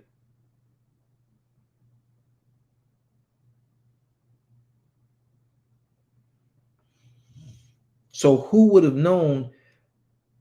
I'm sure he would have wanted his firstborn to come out of Leah. So now knowing he's not getting it and finding out that that womb has been locked up, and because of his hatred or his disdain towards Leah, when he finally gets Raquel to have a child, yeah. His visions, his plans is for 7 years. Do y'all understand? For 7 years, this man is working with reckless abandon for Laban, who he knows is grimy, so he can have with Leah. 7 years. Y'all got to trust me on this. I can't tell you how I know it, but you got to understand me. When you're waiting on someone for 7 years, your thoughts, your plans, your utopic scenarios are ingrained in your head and on your psyche, and you're waiting for the release of the opportunity to manifest it. 7 years, and then he gets there and he gets Leah, who ain't nowhere on his radar. That ingrained element in his mind and his heart about what he and Raquel are supposed to do does not go away. But Leah's not a part of any of it, other than being an auntie. And your children, even back then, were known to be a blessing to you. Ladies, little girls, were wealth to their fathers. The boys carried on the family business and name. You were blessed based on your children. Should still be to this day, but somebody told y'all in America, y'all only need to have 2.3 children. And some of y'all in the UK, what y'all at 1.3 or something like that now? Look, China to stop even trying to have children. So no, Simone, it was not 14 years before he got Raquel. He got Raquel the same week he got Leah, and laid with her right after. See, when you got married, you have a 7-day period of marital bed. So Laban and Jacob came to an agreement that as long as you're going to commit to giving me another 7 years, I'll give you Raquel. As soon as Leah's week is up with you, you can then lay with Raquel for that next week. How many of y'all knew that? How many of y'all understood that before today? Understood before today. Yes, I knew that. It wasn't like 7 years he got Leah, and then the next 7 years he got Raquel. They had been a household. They had been sister wives right after the first 7 years. week 1. Okay. All right, moderators, give me a cue so I can get off of this. We will not be able to finish anything else from this point on. We're going to be done here. We'll just finish this off. So I got a few people in queue. I'll answer those questions, but we will not push into verse 5 until next Thursday. There's a reason, guys. I'm slow cooking this. Y'all ought to know better. Who's the next in queue? Nicole, sir. Oh, my goodness. Nicole. Come on, Nicole. Come get me, lady. Talk to me. No, I'm not. I just heard you say something earlier, and I didn't catch it. What you got? You said that a man don't have a vision without a woman. Whoa, girl, you better start a fire up and cheer. Yes, Lord. Yes, Lord. Okay. Go ahead. What's your question? I'll answer it. I'll answer it fully. Go. No, that's it. I can't remember what exactly how you said it. Well, look, wrote a song about it. Like to hear it? Here it go. Yes. Here it go. Okay. Now, KYC should be jumping out their skin. And some of y'all that have been with us in DKM Ministries for a long time and BWJ Ministries a long time, y'all know this, right? So here's the deal. And to those of you who this will be your first time hearing this, let me take the Bible off the screen because we're going to be pretty much done until somebody comes back with a question about what we talked about tonight. So Ustream, give me a second. I'm taking the Bible off. You got my full attention. You got me full in your screen. Now watch. What people don't realize is that masculinity and femininity have two specific and distinct roles. Masculinity of the hewn man is an antenna. That's what El Elyon speaks to. So when the first Adam, the first human was made, Lady Nicole, the Bible says, everybody go to Genesis chapter 5, quick. Genesis 5. Come on, real quick. You got to get there, Nicole. Go. Genesis chapter 5, Bereishits 5. Y'all going to learn this today. Watch this. Some of y'all have never heard this because I haven't talked about it about almost a half a year. Well, probably a little longer. But you've heard me hint to it. Now you're going to understand where it comes from. Watch. Okay. Genesis 5, verse 1. When y'all there, say I'm there. I'm there. I'm there. All right. As long as there's 2 or 3 of us, we rest it and go. Genesis chapter 5, Bereishits 5, verse 1. This is the book of the generations of Adam. In the day that Elohim created humanity, man, he made him in the likeness of Elohim. That's how he made him. Verse 2, male and female. And put it on the screen for y'all that been just letting it go. Verse 2, male and female created he them. Some might say plural. Plural. And Elohim. All right. And y'all got to do it quick, though. If y'all going to come late, don't just stay by your phone real quick and help me real quick. So male and female created he them, plural.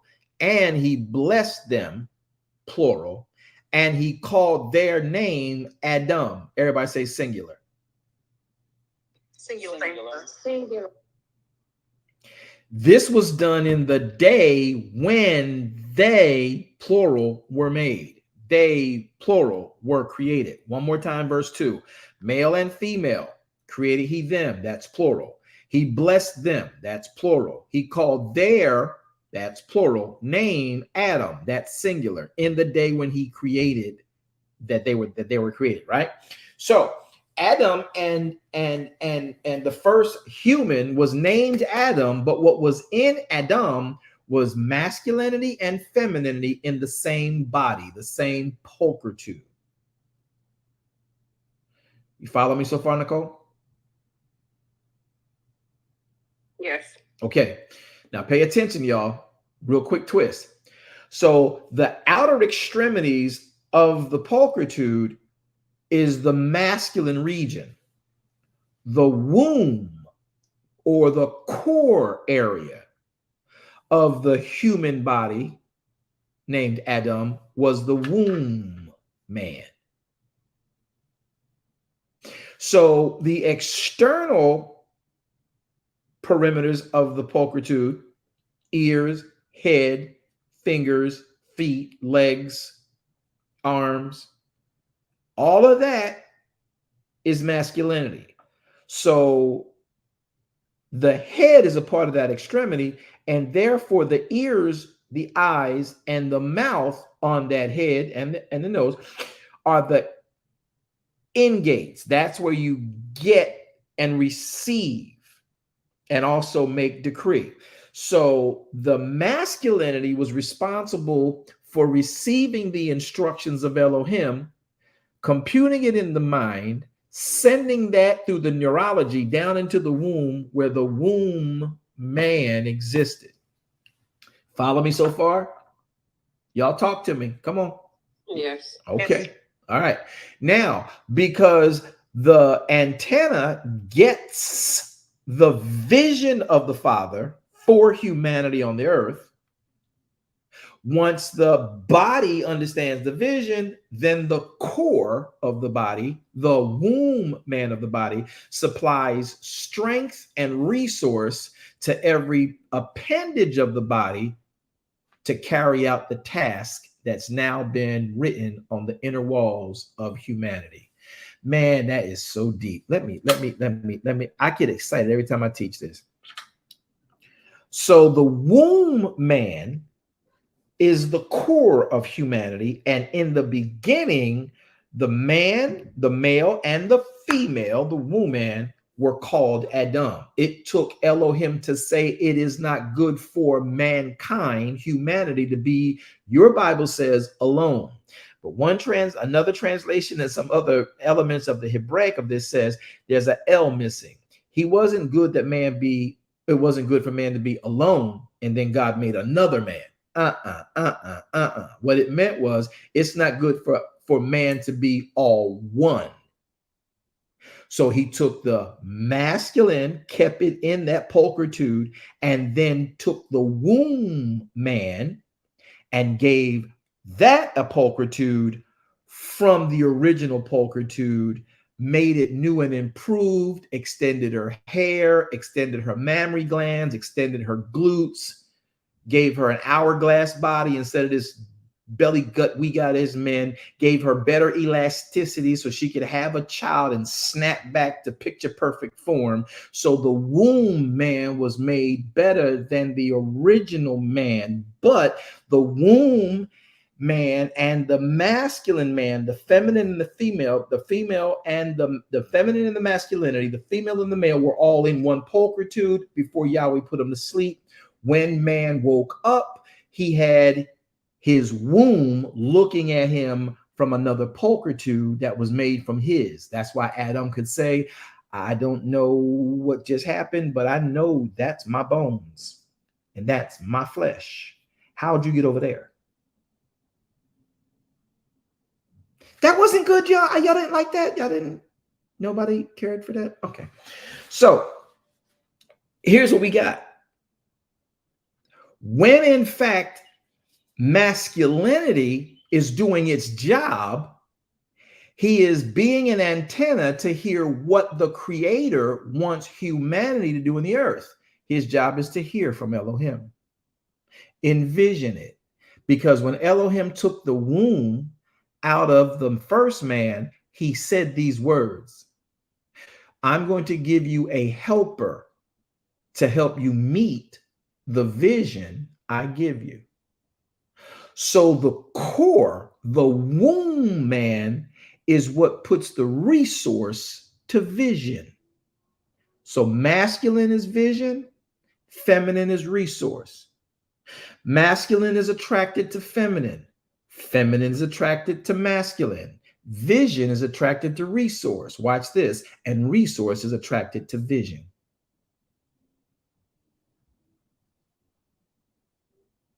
That's why when you got two resources making stuff work, they faking it. When you got two visions trying to make stuff work, they faking it. They'll be able to accomplish something, but you don't have a proper building mechanism, a proper well done potential. When Yahweh says, well done, my good and faithful servant, you don't have that true potential unless you have vision.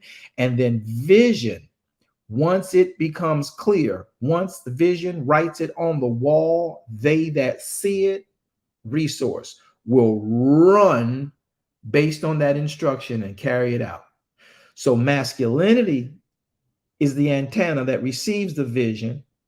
Femininity, once vision has been communicated, comes up with the resources and the ideas to bring that vision to fruition. Help meet the vision. I enjoy teaching this. Nicole, did that help? Yes, thank you. She was like, I got to go. Wow. She's like, this man crazy. No. But isn't that deep? Yeah, that's deep. Good teaching. So when you understand that when people say, I can do bad all by myself, you will do bad all by yourself. Now that's funny. Whether you're a man or a woman, because if you're not connected to what you're supposed to be joined to, vision and vision get nothing accomplished. And resource, all they can have is banquets. Let that hit y'all in the spirit, man. Vision has to have resource. Resource has to have vision. Let me help y'all. Can I help y'all? I need one opportunity to help everybody on this platform tonight. Anybody? Can I help anybody? Help us. Help us, sir. Help us. As a marriage counselor, and I do a lot of marriage counseling. Listen, amongst other type of counseling, but watch this. One of the biggest problems within marriages that did not get marriage by Elohim's design, the visionary, who is supposed to be the husband, has been thinking he is the head because he's the head. No, you're the head because the head has ears, eyes, nose, and mouth. That's an antenna.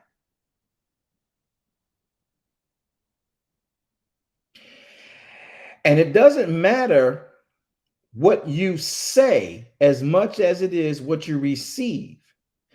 When you in fact receive his will, now you have something to say in the earth, and the earth responds to Elohim's word. So when the husband is speaking the word and the wife knows that he's actually been in prayer with the father, because the husband takes the wife with him in prayer, so she, like Sariah, can actually witness that that word came from God, and baby, I got your back.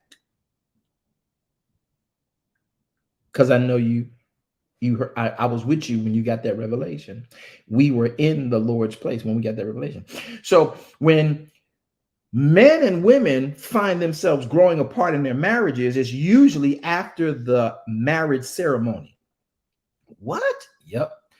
Most cases, it might be a little bit different in timing, but the only thing that most marriages build initially is the wedding ceremony.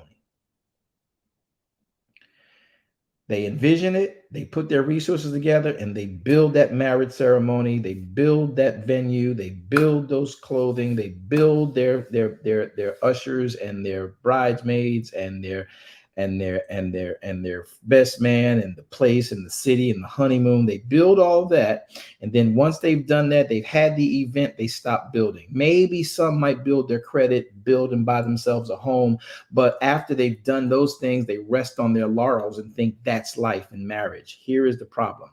Then they have the house, they're living together. The man, he no longer has a vision other than beer and the Dallas Cowboys on TV every Sunday and Thursday.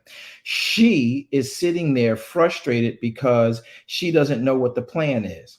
Until they have a plan, she really sort of kind of sits dormant in her potential to help build and grow our life as a marriage. Watch. So the husband sitting on the couch, becoming a couch potato, maybe working out every now and then. But when he now realizes that his wife has become sort of kind of distant or what have you, because she has to have vision to live. A woman thrives for vision. If she gets vision, her whole insides wake up. When she gets a vision from her children, baby, we can do this. Moms are the best science project makers on the planet. When they hear the vision of the school through the child, here's the homework assignment, mom jumps right in and she's got all this stuff going. She done got soap and all this stuff. Same thing is true in another realm. When that man and that woman are not having as much communications, I didn't say not having sex, I said as much communication, she will, watch this, start dressing up for work and looking more impressive to the work arena than she does at home. At home, she'll have her long johns on and her curlers and her bonnet on her head and her mask, Noxzema mask on, or whatever the pickle mask y'all wearing today. And he around like, you don't look like you ain't, and he's waiting on her, but she's more excited where she's getting vision from. So that means she may be more excited about getting to church where there's at least a form of a word of a vision, or more importantly, and this is the point I want to make, she goes to work where her boss, her cell group on that job, her owner, her clients are calling on her to produce. And so when she's getting vision, every week meetings, every conference call, they're on these meetings, and she's listening to the vision for the company. She's listening to the standards of operations for the company. She's at the HR's department because she's getting information, because she's a natural resource. And when she gets information, she produces. And jobs will always utilize that energy to further its goals. And then he starts to get upset because she's not as excited around him as she is when she going to work. Now he think she over there in some kind of affair on the job, or in some kind of affair at the church, or in some kind of affair at her dance club. But the truth is, the dancing instructor is giving her vision. The job is giving her vision. The church is giving her vision. Her resource is attracted to vision. You sitting home, drinking a beer, sucking on milk, talking about feed me. Where's your vision? And now you wonder why she's not as attracted to you.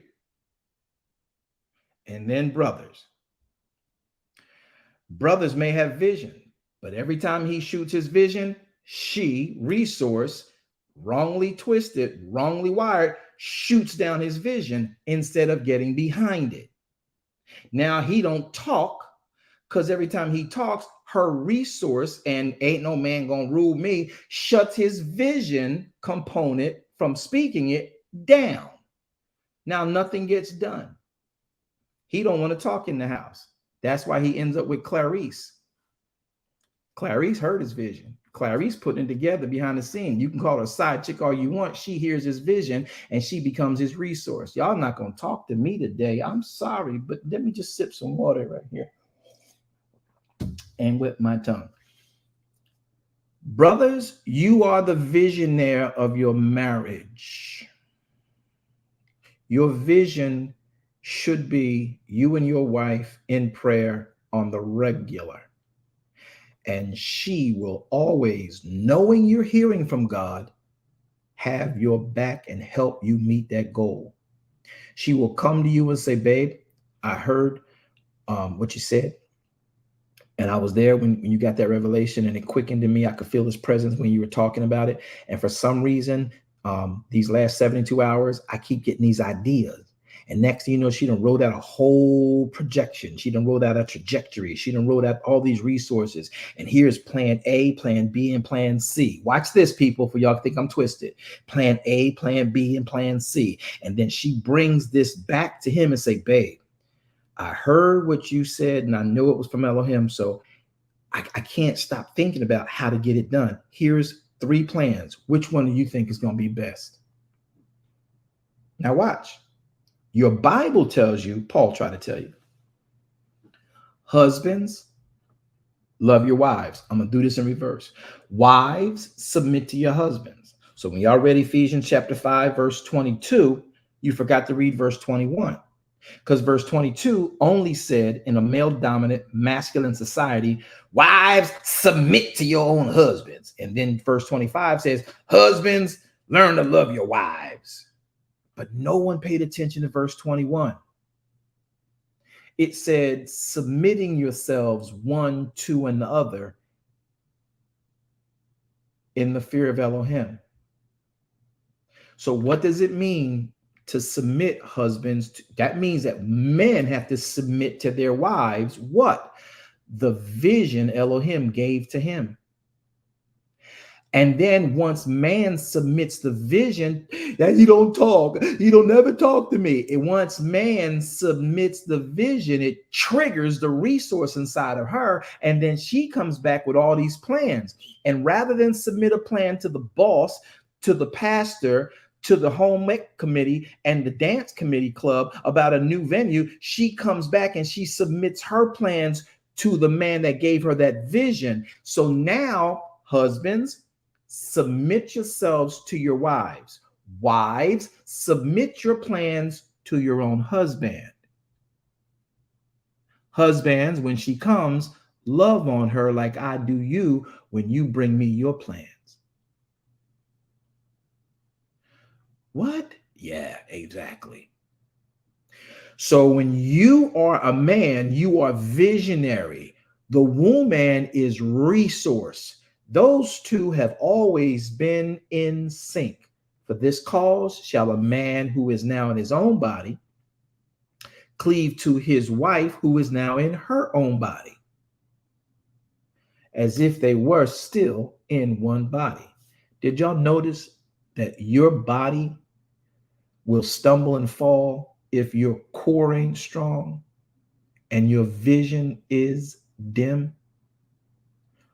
So the man representing the head, hearing from God, seeing what God wants done, and then speaking what God wants done over the body, the core having those instructions and clarity now know how to carry the body to fulfill the purpose. That was the problem in the garden. Adam didn't tell Ishai what Elohim said. And that's why she ended up exploring with the fruit. Now, she didn't sin. Adam sinned because she didn't get the instruction from Adam.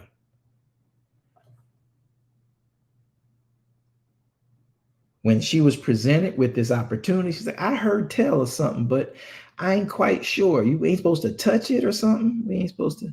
Yeah.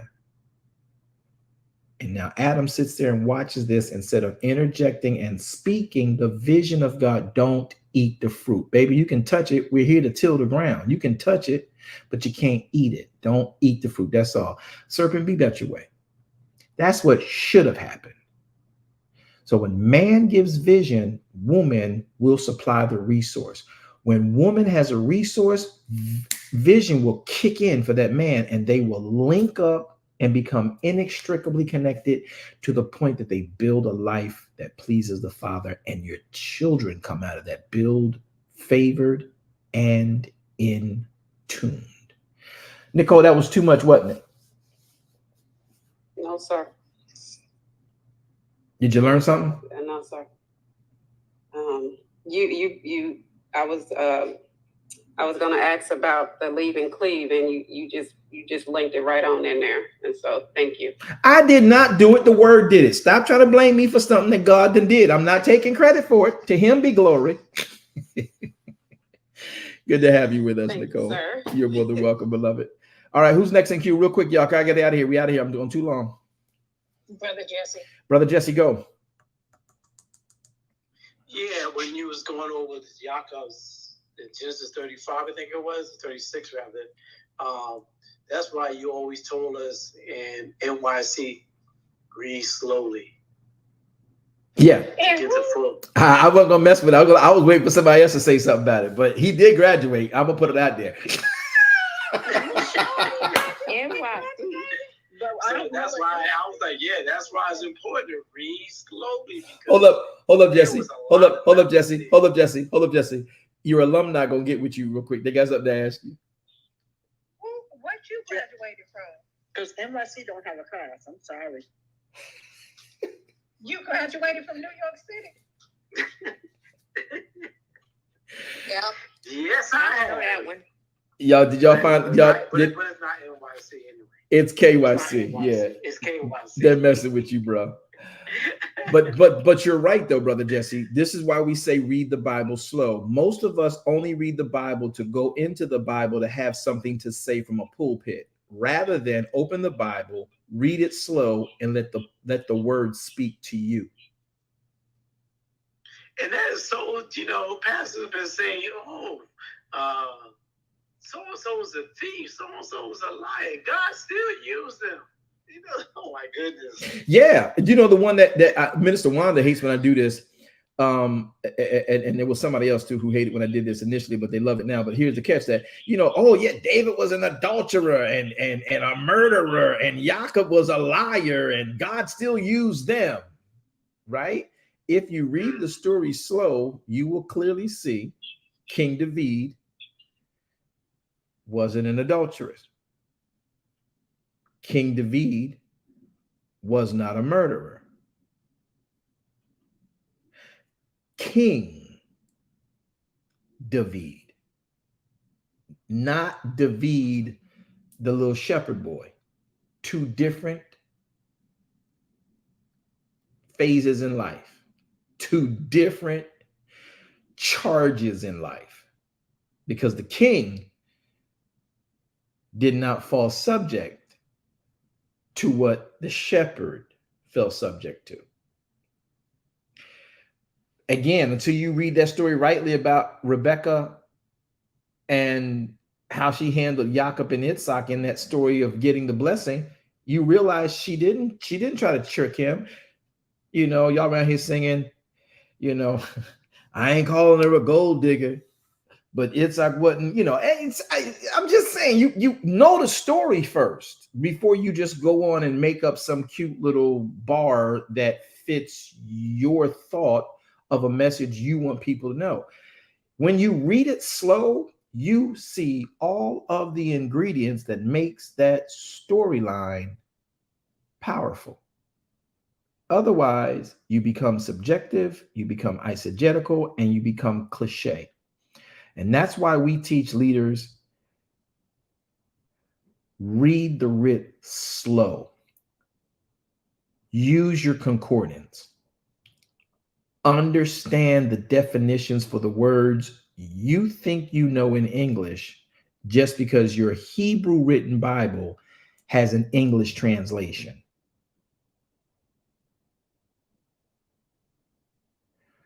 And all you're getting, can y'all help me finish that? Get understanding. Get understanding. All right, Brother Jesse, did I interrupt you? No, we all good. Appreciate you. But next time you go to NYC, you let me know, okay? We might want to catch a ride or something.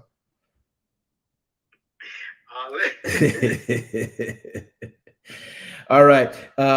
Who else is next? That's all I have, sir. That was all you had? Okay, we're going to get out of here. Listen, y'all, I got to get going. We were 2 hours and a half on this one today.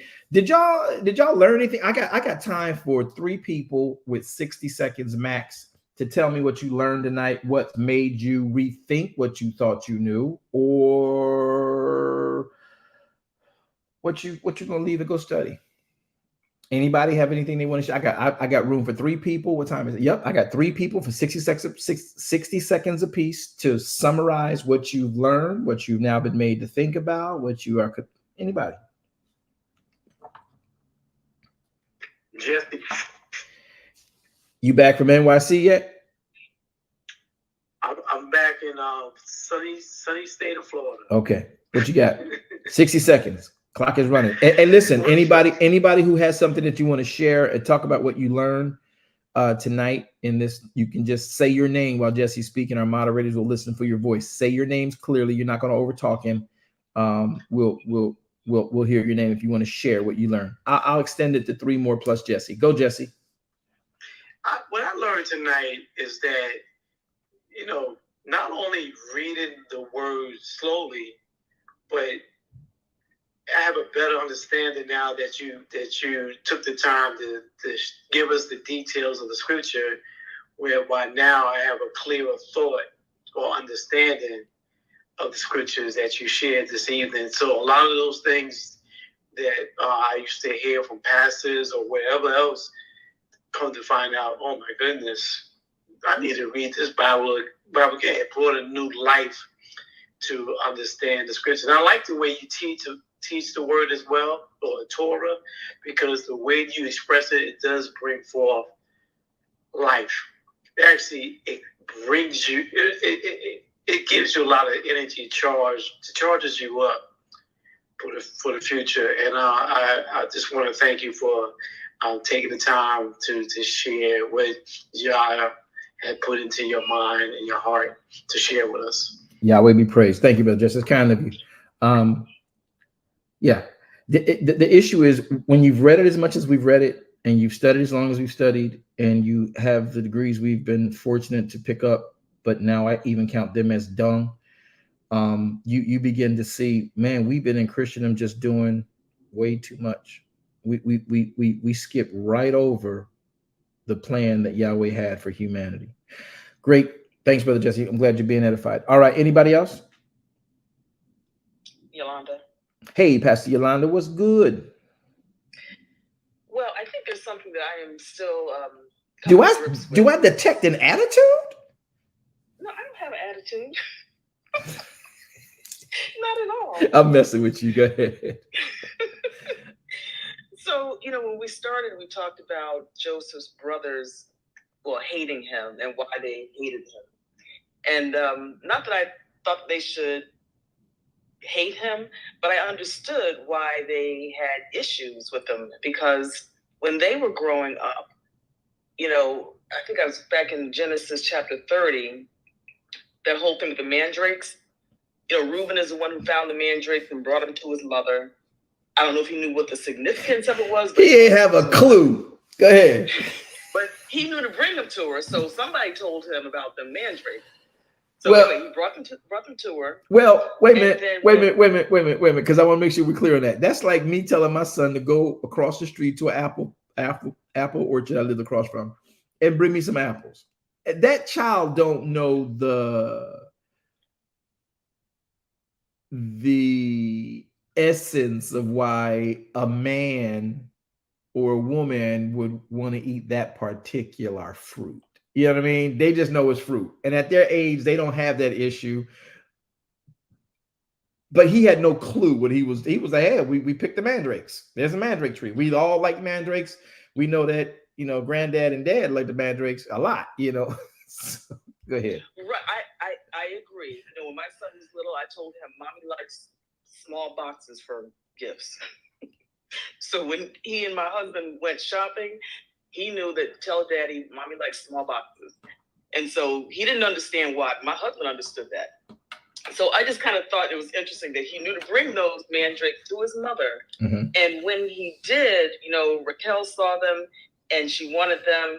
And Leah's response was, is it a small matter that you have taken my husband? And so I'm thinking, if he wasn't in the tent with her and he was spending more time with Raquel, those children saw that. Mm-hmm. And so there may have been some little angst as they got a little older, like, why is Daddy over there? He's not spending time with us. Mm-hmm. And then Joseph comes around and now he's of course the situation is a little different, but they're still children and they still remember what happened when they were growing up. They had these issues. Mm-hmm. So I kind of always understood, okay, I understand why they, have issue with them.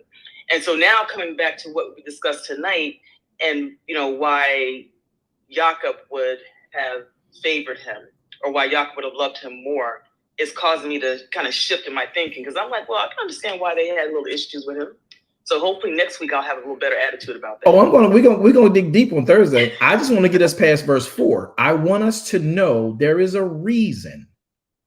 One, Jacob covers Usef the way he does, and two, why these boys got issue with this brother. But we have to not take it on surface.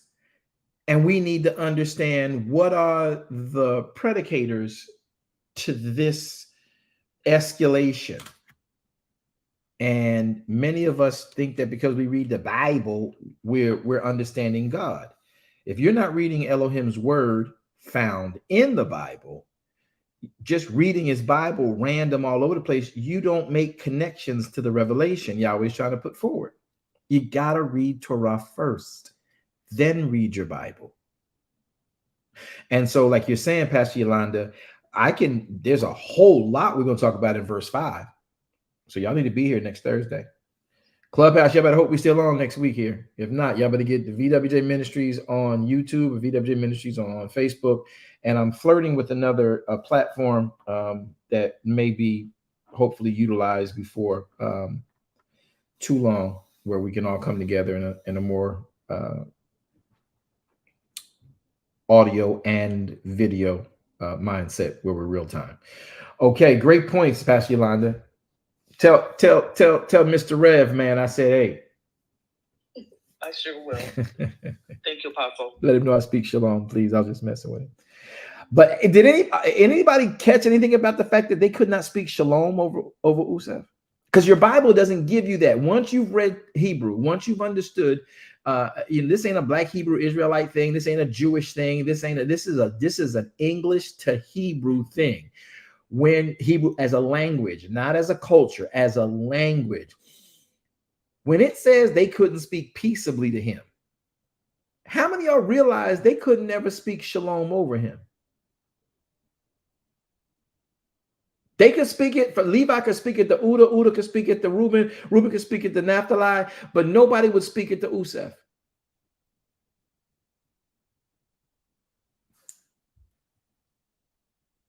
Nobody? Okay.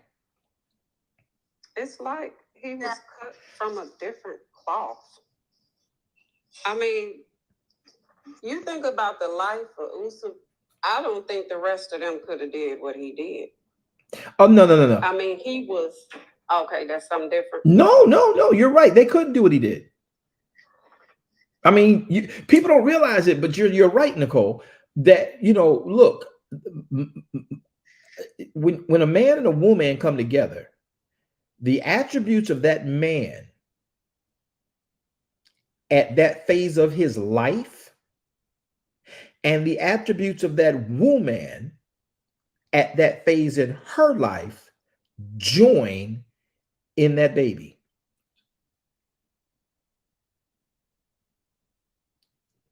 If you guys watch how your children are, if you have multiple children like I do, I can see and tell you the phase of life I was in with my oldest son and his mother and the phase of life we were in at that time. I can tell you the phase of life that, my middle child was in with mom at that time as well, and my youngest son and the phase of life I was in. I can tell you when I was most studious, each of them carry out. One is more, thuggish and dope boy headish. The other one is more, educated and street smart. And the other one is just more educated because he sort of kind of caught me leaving the street life, but still got all that wisdom. You can see, like you said, they couldn't do what Usef could do because of who Jacob and Raquel were together. Did that make sense? Or did I make that too deep?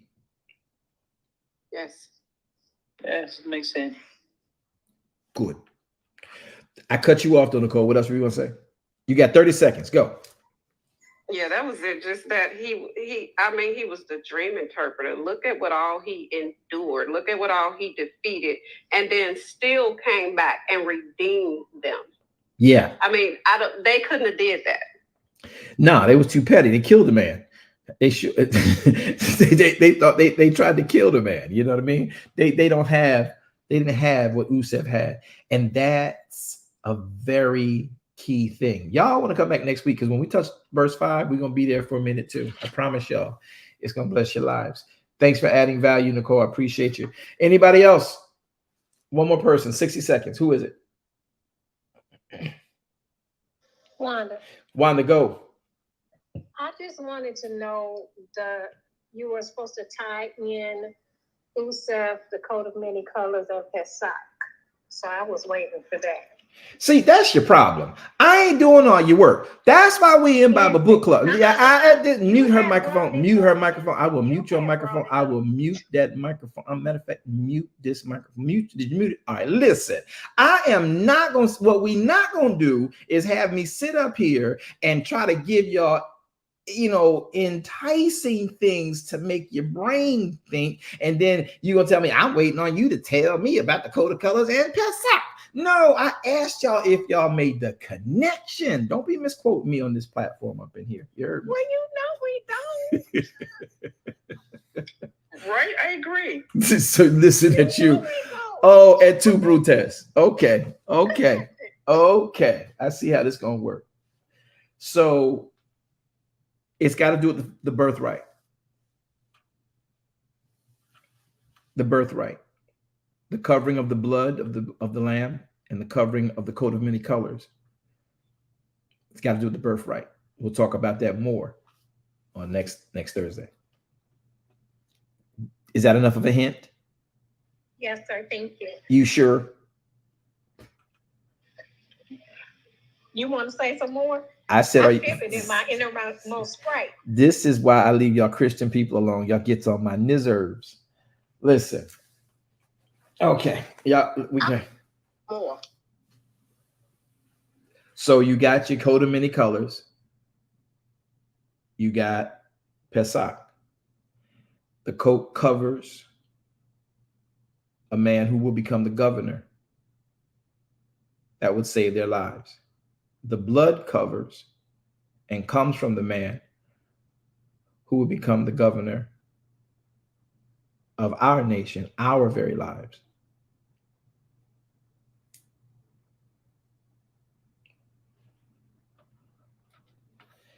Symbolisms before the Torah was even rendered. They are so significant. That's why I love sitting with my rabbi friends, even though some are Judaistic, some are Messianic Jews, and some are just, I really don't want to be a part of that anymore. And then to sit down in arenas where you can understand the culture and have a better insight into the biblical times or the language of that biblical day. If Christendom would just sit down and read slow, it would just make so much more sense, and we would not sound as goofy and super spiritual as we do. And we're able to walk in an effective way that pleases the Father because we got understanding. Paul said it very clearly. Study to show yourself approved unto Elohim. Not to your bishop, not to your apostle, not to your pastor, not to your church, not to your denomination. No disrespect to any of them. But he said, study to show yourself approved unto Elohim. Become a workman that need not be ashamed. Listen, but one who can rightly divide the words of truth. He did not say rightly divide the Bible. Oops. That's why Paul says the scriptures were written aforetime for our learning. So if the Bible is the scriptures, then what scriptures was Paul talking about? Because he is 2/3 of the New Testament. He wasn't talking about his writings. He was talking about the Torah, which is in your Bible. Learn those first 5 books, and then your Bible opens up. Whole new world. All right. Father, I thank you for the daytime and space. I thank you for these wonderful people. I thank you for the opportunity to have a comedic and yet serious conversation about the elements that are part of your instructions for us as humans, and giving us testimonials of how we get those things done and accomplished. We're asking you that you would take anything that was spoken out of eisegetics and or subjectiveness and strike it from record. But all those things that touch the nectar of your actual essence of your word and the instructions and the testimonial you want us to have, let those marinate on the souls of your people while we sleep, while we rest, while we sit at coffee, sit at tea, in the mighty name of Yeshua HaMashiach. This we earnestly ask and pray of you. Now may Yahweh bless each of you and keep you. May Yahweh make his face to shine upon you and be gracious unto you. May Yahweh lift his countenance upon you and grant you all 13 attributes of his shalom. Well, hope to see you guys tomorrow. Sabbath is just a day away. Hallelujah. I can't wait. I'm just dragging. Y'all labor to enter into Sabbath. I promise you, Yahweh will, and he's always designed and desired to bless you. All right. This has been the Bible Book Club. We'll talk to you guys.